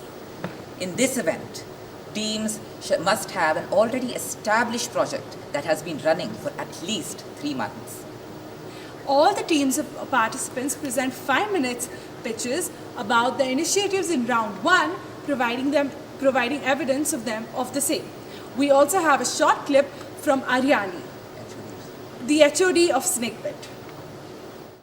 So to all the participants, thank you for being here. We were really impressed by your submissions, and regardless of whether you get first, second, third place, we want you to know that we're really inspired by your initiatives, and all of you are getting featured in our live VIVUM event. So that's awesome. Yeah, so we will present for 3 minutes. We have 2 minutes Q&A, and then we'll move on to the next team. The 6 best teams pass on to round 2, where they appeal to a highly experienced judging panel on successful entrepreneurs about their projects. Our judges are Anugrah, Akarsh and Shri Lakshmi. We are thankful for them. We are thankful to them for taking time off their schedule and participating in our event for judging. Also, we would like to take this opportunity to thank our sponsors. We are very grateful to them. Here is a shout out to Animal Ethos, a student-led initiative started along the lines for animal rights and animal protection. Here are a few words from our sponsor Animal Ethos' founder, Ahil Advani. I just wanted to say once again, congratulations for making it this far. And I know that I've always been very passionate about animals, and so I know that even Chandni is very passionate about animals. She's on the call with us as well. So she also runs an organization. So I just wanted to say about Animal Ethos and about all animal advocates there, right? With experience, I say that any initiative you start, it's always going to be difficult. There's never an easy way out of it. There's always going to be bumps when you start. There's always going to be it's not like just a one sail through and then you're there the point where you want to be. We started a year ago, and so far we've saved more than 150 dogs and cats. We've also saved horses, cows, rabbits, and so. It's every case for me has been a different experience. Every volunteer I've dealt with has been a different experience, and every adoption that we've run has been a different experience. So I just wanted to say, thank you for letting Animal Ethos present. But I just wanted to say that it's always better to learn as you go. Don't try to grasp information before you start your initiative. Try to grasp information while you are running the initiative. Try to understand how it works in that field of work that you are in. So that's one thing I wanted to say. Another thing I wanted to say is communication is key. So I know you guys are going to be presenting today. So the main thing that you should do, and throughout your initiative, and I hope it lasts long, you should always make sure that your confidence, your communication is on point. Never, it's always, I understand that a lot of miscommunication can happen, but you always have to know how to retract from that and go back to, where you want to be.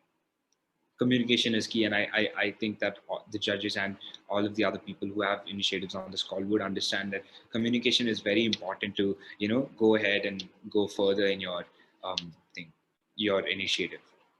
That's one thing I wanted to say. Another thing is, every topic is different. You can't approach it with the same approach. You have to approach differently. And you have to be prepared for any circumstances. And especially because of COVID, we can say that there's a lot of uncertainty. So whatever initiative you are, I hope there are some animal lovers on this call, but whatever initiative you are working on, make sure that you prepare yourself before you get into it. Make sure you prepare, you should be ready for something that can happen out of the blue, So make sure that that's also something that happens. So that's a few things I wanted to say. I don't want to take much of your time. I know you guys have an event to run. Also, I just wanted to add that we have donation drives, adoption drives, and volunteers that can join our team. So please do follow our Instagram at animal.ethos. And if you have any adopters, any one who's ready to donate, any small amount is a good help. Anyone who knows adopters, if you can get us in touch with them, that's perfect. Anyways, so carry on with your show, but just from me, good luck, and I wish you guys the best. Thank you, Akshat. Thank you, Ahil, so much for those wise words of experience and inspiration. Yeah, you're welcome. So without any further ado, let us start with our event. Also, guys, we are going to open the polls for the audience to the link, which the link is right there in the live chat. Please vote for the team you feel shall be the most impactful. We would also like to keep our participants informed that the amount of votes will not affect the judges' decision in any way. Okay then, let us start with the event. Our first team is headed by Pranav Goyal, an innovative initiative with its objective to reduce e-waste and find ways to reuse it. Let us take a look at the highlights. I want to take you over a story. Every day over the last year, I've rolled out of bed and put on my favorite hoodie, opened up my laptop on this very desk, and I've logged into my online classes. It's a routine that's all too familiar to many of us now. Yet there are many that is not as privileged as me, in that they and their schools do not have the means to do the same. Now, this pandemic has changed a lot of things, education especially. But one thing that hasn't changed is that the world continues to burn under the effects of climate change, with e-waste rising as a major ecological crisis. If there was a way to solve both these issues, and that is exactly what my project aims to do. Rewaste was born to help the e-waste crisis while also helping underprivileged students with devices so that they may access classes during this pandemic. Now you're probably wondering why e-waste is so important. Most people overlook the effects of e-waste on the environment.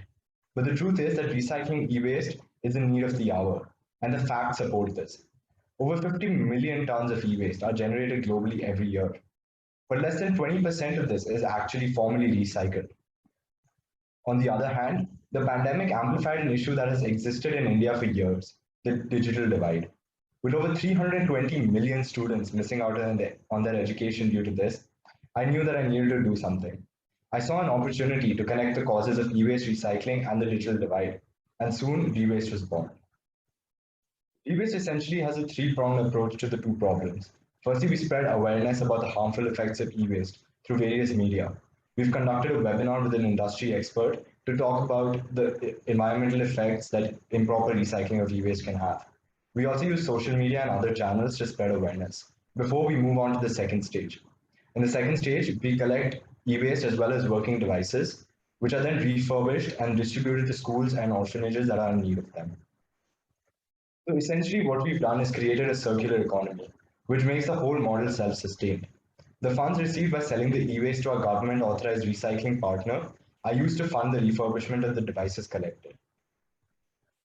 So far, using this model, we've conducted 2 collection drives in large gated communities. We've collected 7 laptops, refurbished them, and donated them to 3 orphanages and children's homes, impacting over 70 students. We've also successfully made and deployed a web-based platform to connect donors and beneficiaries, as well as onboard volunteers.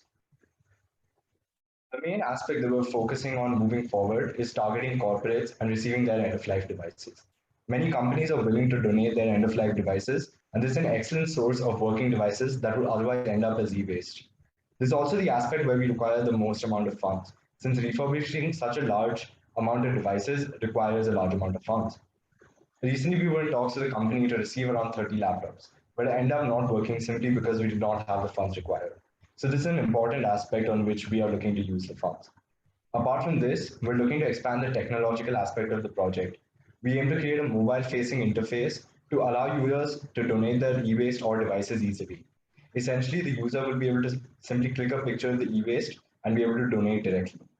Please mind it. Yeah. We also aim to automate the back end of our platform to be able to automatically connect donors to the beneficiaries. All right, so thank you, and I hope you get some insight about how my initiative works.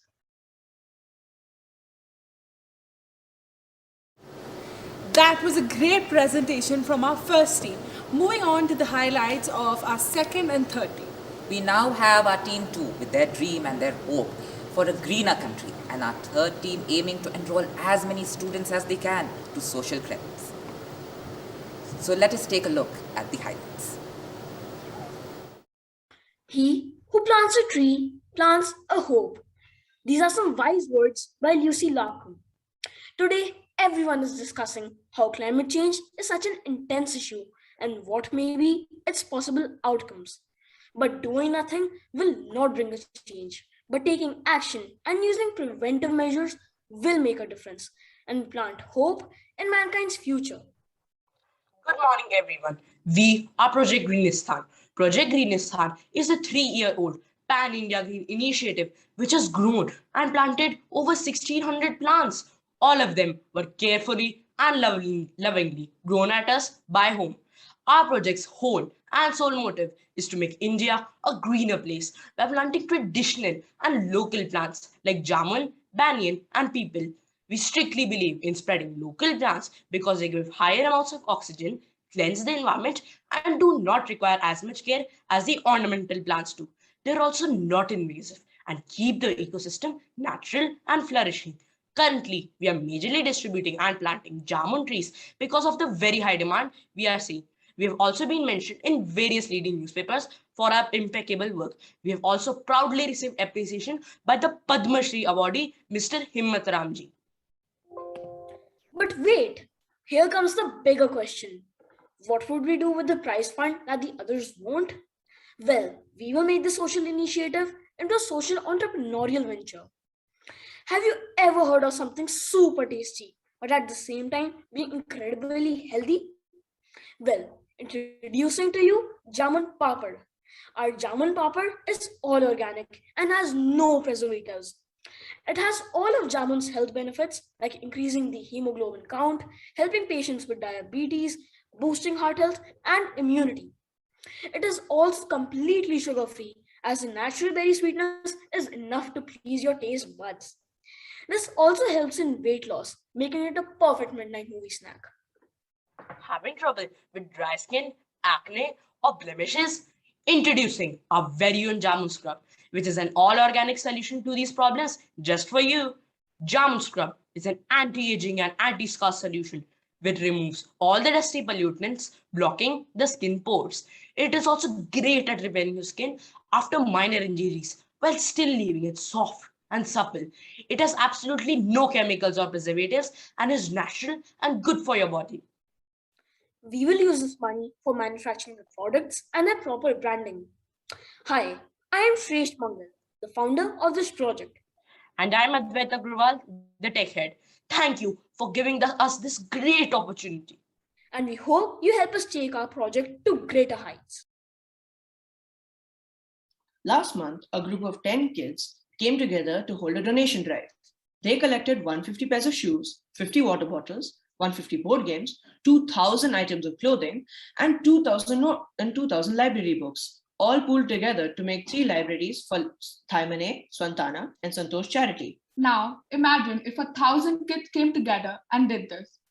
Good evening, judges. I'm Sanjana. And I'm Jahan. We are here to pitch you Social Creds, a time bank for children. So, what exactly does Social Creds do?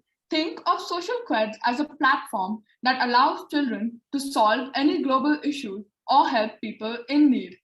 They can start an initiative that they are passionate about and get volunteers through our platform to help them. They can also contribute their time to volunteer for other projects. Social Creds aggregates the amount of time a child has put into various projects and consolidates it into one certificate. So, in 2020, we had a very successful pilot of Social Creds in our community, Adarsh Palm Retreat, with over 50 kids participating in Friend Senior and Speak Easy English program. In this lockdown summer 2021, we launched and created our website along with 26 kidpreneurs who are changing the world as we speak, created 350 new notebooks from the pages of the old notebooks. Our volunteer Pranav has funded 30 COVID orphans and plans to fund 70 more. Dia, our environmentalist, has a plan to build an urban forest and has already received funding for planting 1,600 trees.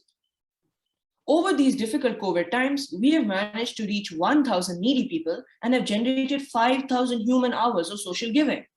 So how do we scale? Technology. An intuitive platform, simple business templates, and hub and spoke model, which will comprise of schools and housing communities, which will be our hubs. That's what we'll use the Snake Pit investment for. We want to launch after-school clubs in various schools to onboard at least 100 more volunteers. Anchor programs such as Kids wants to sponsor 100 eco-warrior internships, empowering us to collect 100 tons of trash in just 2 years. Picture Me is an initiative by just 9-year-old Tanya Mihika, which wishes to give 5,000 orphans a childhood memory in the form of a photo. Speak Easy program is a program where we want school children to teach 1,000 needy children how to speak English. And all of these projects give us a domino effect, leading us to, wait for it, 1 million human hours, impacting 20,000 children by just 2024. Now, we can't do all of this just by ourselves, right? So we want you, all of you, change makers and young entrepreneurs to join us, support us, and endorse us. That's why we are here at VIVUM. So are you a kidpreneur? Or a change maker?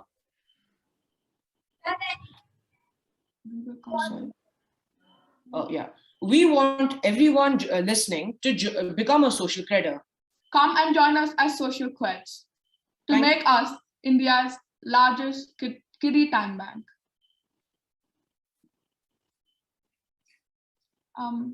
Thank you. Now, weren't they just some top-notch presentations? Akshaj, actually, just one question before Yes. we go forward. Would you buy the jamun cream? Sure, I surely would. For they marketed it pretty well, didn't they? Anyways, let us take an ad break and thank our sponsors. We have Vaswani Exquisite, Sony, Red Rhino, Crafted Kitchens, and Studio 19.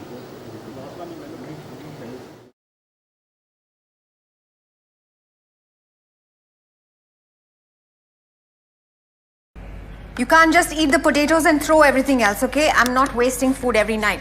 Here. I don't like beans. I didn't pack beans for you yesterday, Sid. Your bus is here. Go, go, go. Where's my water bottle? You must have left it in Dad's car. Ria, are you ready? Ready. Ria, you can't wear pink socks to school. Go change. Go change. I want pink socks. I won't go to school. Ah, on the brown sofa, Baba. What? Ria, we're getting late. Go change. Come, Ria, come. Did you fill petrol in my car? No, I didn't have the time. But it lasts you for today. To say that your life is complicated is a blatant understatement. Could we help uncomplicate it? Maybe not entirely. But as far as your new home is concerned, we can. With our wide selection of homes across Whitefield, you don't have to worry about finding one that's in your budget, or one that's close to work or school. You needn't stress about timely delivery or the legalities. Get back to what matters. We've got you covered. Vaswani. Homes uncomplicated.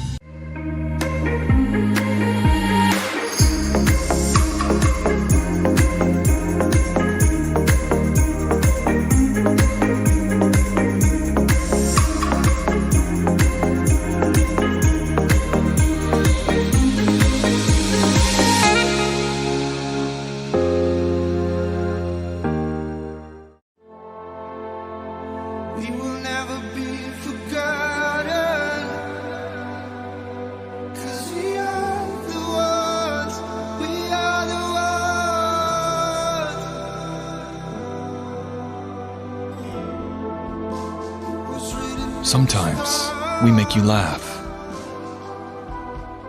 Sometimes we make you cry. We make you feel inspired, excited, amazed.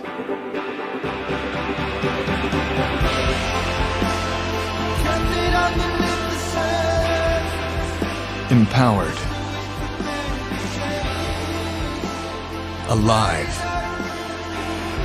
curiosity propels Sony forward. Extraordinary entertainment that moves people's hearts. Groundbreaking electronics that connect people to people. Mobility. Medical. And financial services that support people. We honor our past and build for the future. We collaborate with people around the globe to synthesize diverse points of view into a sustainable vision. We harness technology to transform and enrich lives. Sony's purpose: fill the world with emotion through the power of creativity and technology.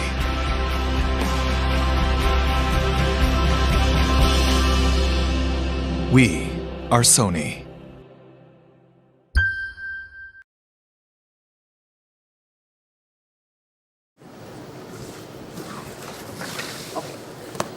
That wasn't planned very well, but let's continue.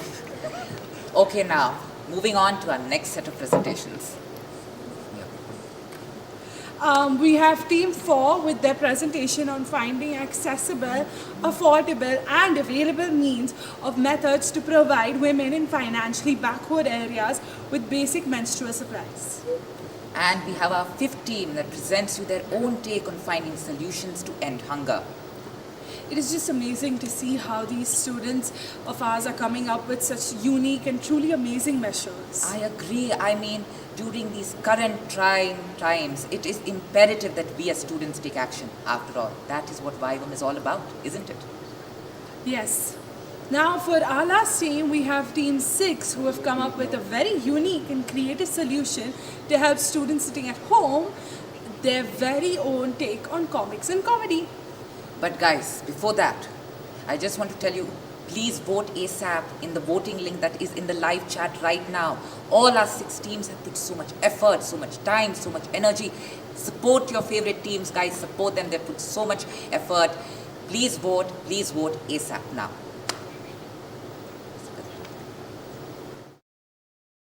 A feeling of discomfort or weakness caused by lack of food, coupled with the desire to eat, is exactly what hunger means.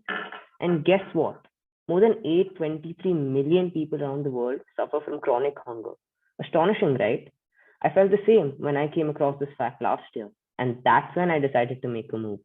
I decided to help the underprivileged with one of man's most basic needs, food, and soon started Project Sampoorti. I plan and aim to provide the needy easy access to everyday food without their dignity being questioned. I'm solving this major problem by installing open shelves at public places. At these shelves, the underprivileged come, access the food, and go back without any hesitation or charges. Their dignity is never questioned. Now to talk about our process. Any money that is raised for the cause of feeding the hungry will only be used to serve the needy. The donation will mainly channel into 2 sectors: transporting of food and preparation of the food. Based on our calculations, every 1,500 rupees donated helps of 150 different underprivileged. They not only fill their stomachs, but also bring huge smiles on their faces each and every day. Through this initiative of mine, I've been able to make a small impact towards the community. I successfully distributed more than 23,000 food packages to the needy, raised more than 3 lakhs for the underprivileged. I've collaborated with 2 NGOs and 1 corporate so that together we can one day make a hunger-free world. This journey wasn't very easy though. I faced a lot of challenges throughout. The sustainability and scalability of the initiative was very tough to take care of. Funding and finding corporates was another major problem. Assurance of quality food, proper locations for these shelves, and whatnot. But my grandfather, an active social worker for more than 30 years now, motivated me to do better. Soon, I won over these challenges and kept moving towards my goal of a zero hunger world. I do have a few future plans for my initiative. I wish to install 6 more such community shelves for the needy. In this small journey, I've been able to grasp so much from the world. I've become a true time manager, and I work so much more efficiently now. I've learned how to deal with certain failures and, most importantly, take criticism positively. Social media has now become a plan to gain knowledge. This initiative has definitely made me a much better person. Lastly, I would like to ask each one of you to share one meal to someone you think who's in need of it. These small steps will one day definitely help us achieve our goal. One future, #zero hunger. Thank you. Namaste. Astitva is a non-profit organization that was founded in 2020. It aims to reduce gender inequality in one household at a time. We believe that working towards menstrual equity will help us achieve this goal. Our motto is providing hygienic menstrual products while shattering the taboo against periods. Sorry.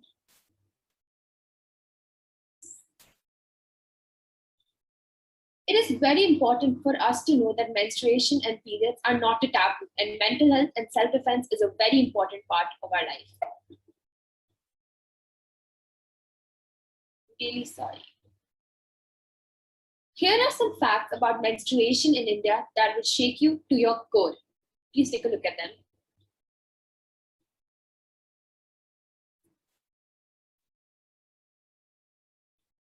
This was the reason that we felt the need to create an environment where we females can live, breathe, and grow without fear of getting exploited physically or mentally. Women in rural areas are either unaware about menstrual hygiene knowledge or they know very basic things about it. This leads to several diseases and problems with them. Hence, we decided to make a non-profit organization that takes an initiative to improve the lives of women of our country by spreading awareness about menstrual hygiene. We wanted them to learn about their body and biology behind it. Our company's framework is as follows. We do crowdfunding for biodegradable sanitary napkins so that we can donate them to menstruators. We've collaborated with Uran, an organization which produces biodegradable menstrual pads, to provide resources to the young girls in the Jaipur district. Additionally, we organize art fairs for community center girls to spread more awareness about menstrual equity. Through these fairs, we further fund our initiative. We have conducted sessions for around 50 people to give them knowledge about sex education and mental health. We organized an art competition in which around 80 people took part. We collected money through that art competition and used it to help young girls for an NGO. We collaborated with Uran NGO and Give India Foundation to provide sanitary napkins to women in rural areas. We crowdfunded 2,55,690 rupees. We used this money to distribute pads to around 200 girls. This is our team. There are two co-founders. We have one marketing head, one creative head, one logistic head, and 10 volunteers working under each department. So, what will we do with the prize money? Why menstrual cups and not pads? As you can see that how cost-effective menstrual cups are compared to traditional pads. We've also presented how we wish to spend the prize money for the benefit of women. The breakdown is in front of you. We'll be using 9,000 rupees for purchasing 300 menstrual cups, which last up to 5 years for each woman, which means 300 women will not need to spend a single penny more on their periods for the next 5 years, and the rest 6,000 for website development. But you might think that why do we need their prize money compared to any other source of income? So as we crowdfunded for Udan, we were only able to distribute Udan's products. Crowdfunding limits our options and freedoms on how to spend the funds. However, we would like to keep our options open and freedom to spend the funds. In order to do that, we need to have financial liberty. Moreover, we will be able to make a website for our initiative where we will be selling and use the money to further donate menstrual cups. Thank you so much, and I hope you all liked our initiative.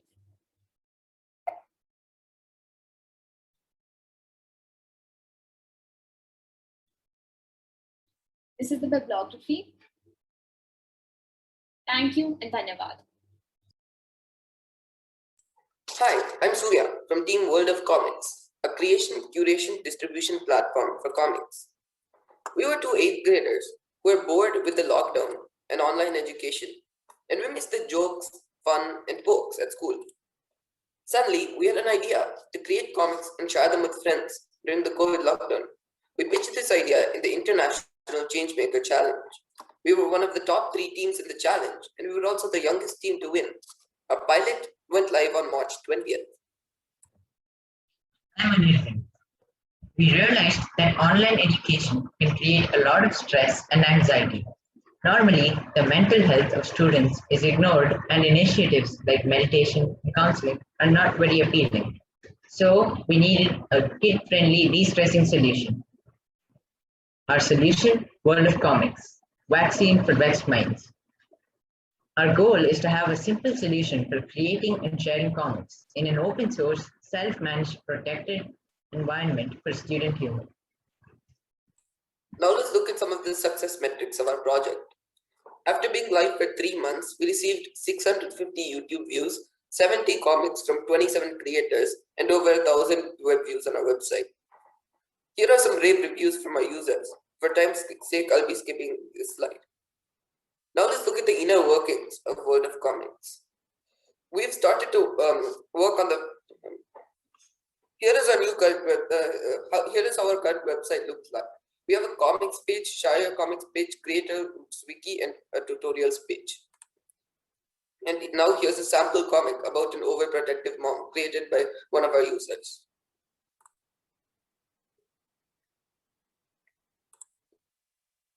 Now let's look at the workflow of World of Comics. First, the users visit our website and watch the how-to tutorial and create a comic using the guidelines given. And then they upload the comic to the World of Comics page, and then the reviewer gets an automatic email notification and approves or rejects the comic using the guidelines.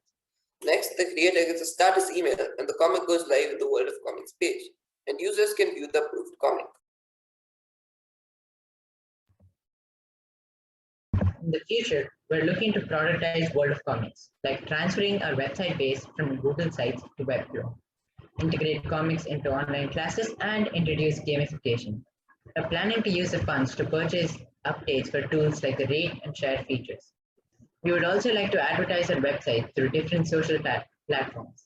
At a later stage, we will conduct different comic-a-thons and use a part of the budget for the prizes. We've started to work on the first aspect of our future plans. We've made a new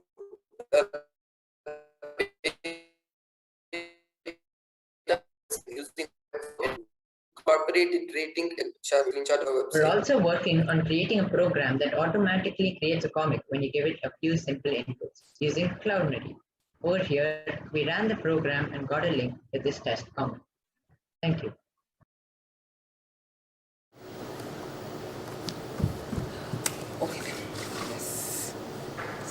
And with that, we have reached the end of our event, the Snake Pit. But here is a clip from our judges to inspire finalists as well as encourage our audience. Over to you, judges. So, to be honest, I'm really impressed by what all you have presented. I wasn't expecting this much because when I was your age, especially the younger guys, I didn't know about the retention rate of stuff and things that you have been able to achieve. One thing I can say for sure is that it's very early for your ventures. We don't know if they will be scaled very much or not. It's like, that's the honesty, but you should keep continue to pursue this, because this won't just impact other people. This will help you make your own skills as well. So when you run an organization or when you run an initiative, that doesn't only help other people as well, but in the process, you also develop many skills that you will be able to use in the later part of your life. So I would just like to congratulate all of you, and I would like to request you to just pursue what you're pursuing and just go ahead with all the best to everyone. We'll have a very, very hard time actually picking 3 winners. So irrespective of who actually gets the prizes or who doesn't, keep going. Because that's how the social sector works, right? You face a lot of issues, a lot of resistance when you're actually running a social venture. Like, I was told I would never succeed with running my venture simply because I had severe social anxiety. So the first 9-10 months when I founded my organization, it was very difficult for me because I couldn't build a team, I couldn't, talk to people, I couldn't present my venture, and outright people told me I would never succeed. But 3 years later, well, my organization is whatever it is today, and we've managed to impact like tens of thousands of people, right? So irrespective of what the outcome of this competition is, whether or not it gives you the cash prize, keep going. You will definitely succeed. And one general feedback that I would like to give to all of you, right, is I don't know whether you've understood the value of teams or not as of now, right? So a team is something that is very important for your venture, right? And the more diversity you have within your team, the faster you can grow. So you need to start looking beyond like your school, right? You need to start looking at having probably core team members who are outside of TISB, right? Also, that will actually help you have a more diverse perspective and grow faster. You will have like a lot of different functions that you would need while running your ventures. You probably need somebody who can work with the government. You probably need someone who can, look at ground operations on ground. You probably need a legal team. You need someone to look into your accounts and all of that. So to have all these diverse perspectives, it's always good for you to have people from different schools or different backgrounds. So that is one general feedback that I would like to give to you guys. Look beyond just your schools to build your team. Look at where else you can source people from. Apart from that, I think you're doing very good. I'd definitely like to connect with some of you even after this presentation and see whether we could work together, because I love some of the ideas that all of you are working on. Good luck to all of you. First of all, congrats to each and every participant over here, because it's not whether you win this or not. You all are winners because you have actually made an impact, no matter how small it is. It's not about the numbers. It's about the fact that you have taken steps that many others do not dare to take. The fact that you have actually started something is itself a great thing. And what I want to tell is that you will face hurdles, you will face a lot of challenges when you start with a venture, because it's not going to be all roses, there will be thorns too. So the thing is to never give up, just keep moving forward. And another important thing is that to make sure that your venture is sustainable, that as many of you mentioned, you're already collaborating with many organizations, and that's great. And if you're not, please do that. The reason is simply because one person can do a difference, but to amplify your cause, you need to collaborate with partners and you need to have allies. So yes, please think on that too. And yes, all the very best to everyone. So to all the participants, Firstly, thank you to our judges for taking time off their busy schedules and participating in our event to judge our finalists. Now, I think this is what you all have been waiting for, the Popular Choice Award. As you are able to see on our screen, the Popular Choice Award goes to Team 1, Pranav Goyal. Congratulations, Pranav. Okay, congratulations. Before we leave you, we'd just like to turn your attention towards our amazing sponsors, Plato. They are India's most eco-friendly shoe brand with a carbon footprint of absolutely zero. Make sure to check our Instagram to buy the VIVUM X Plato raffle tickets to win some of their amazing shoes. Trust me, they are the best shoes for an athletic person, maybe like for me. Really? With their adjustable soles that accommodate multiple sizes in just one shoe. So guys, sign up now for the Plato raffle ticket. And anyway, please stay tuned for the final results streamed on this VIVUM channel on the 14th of August. And also we have 2 more fun-filled days packed with enthralling events for you guys. So we will see you then. So stay tuned for our events tomorrow. Game show. And esports. Bye for now.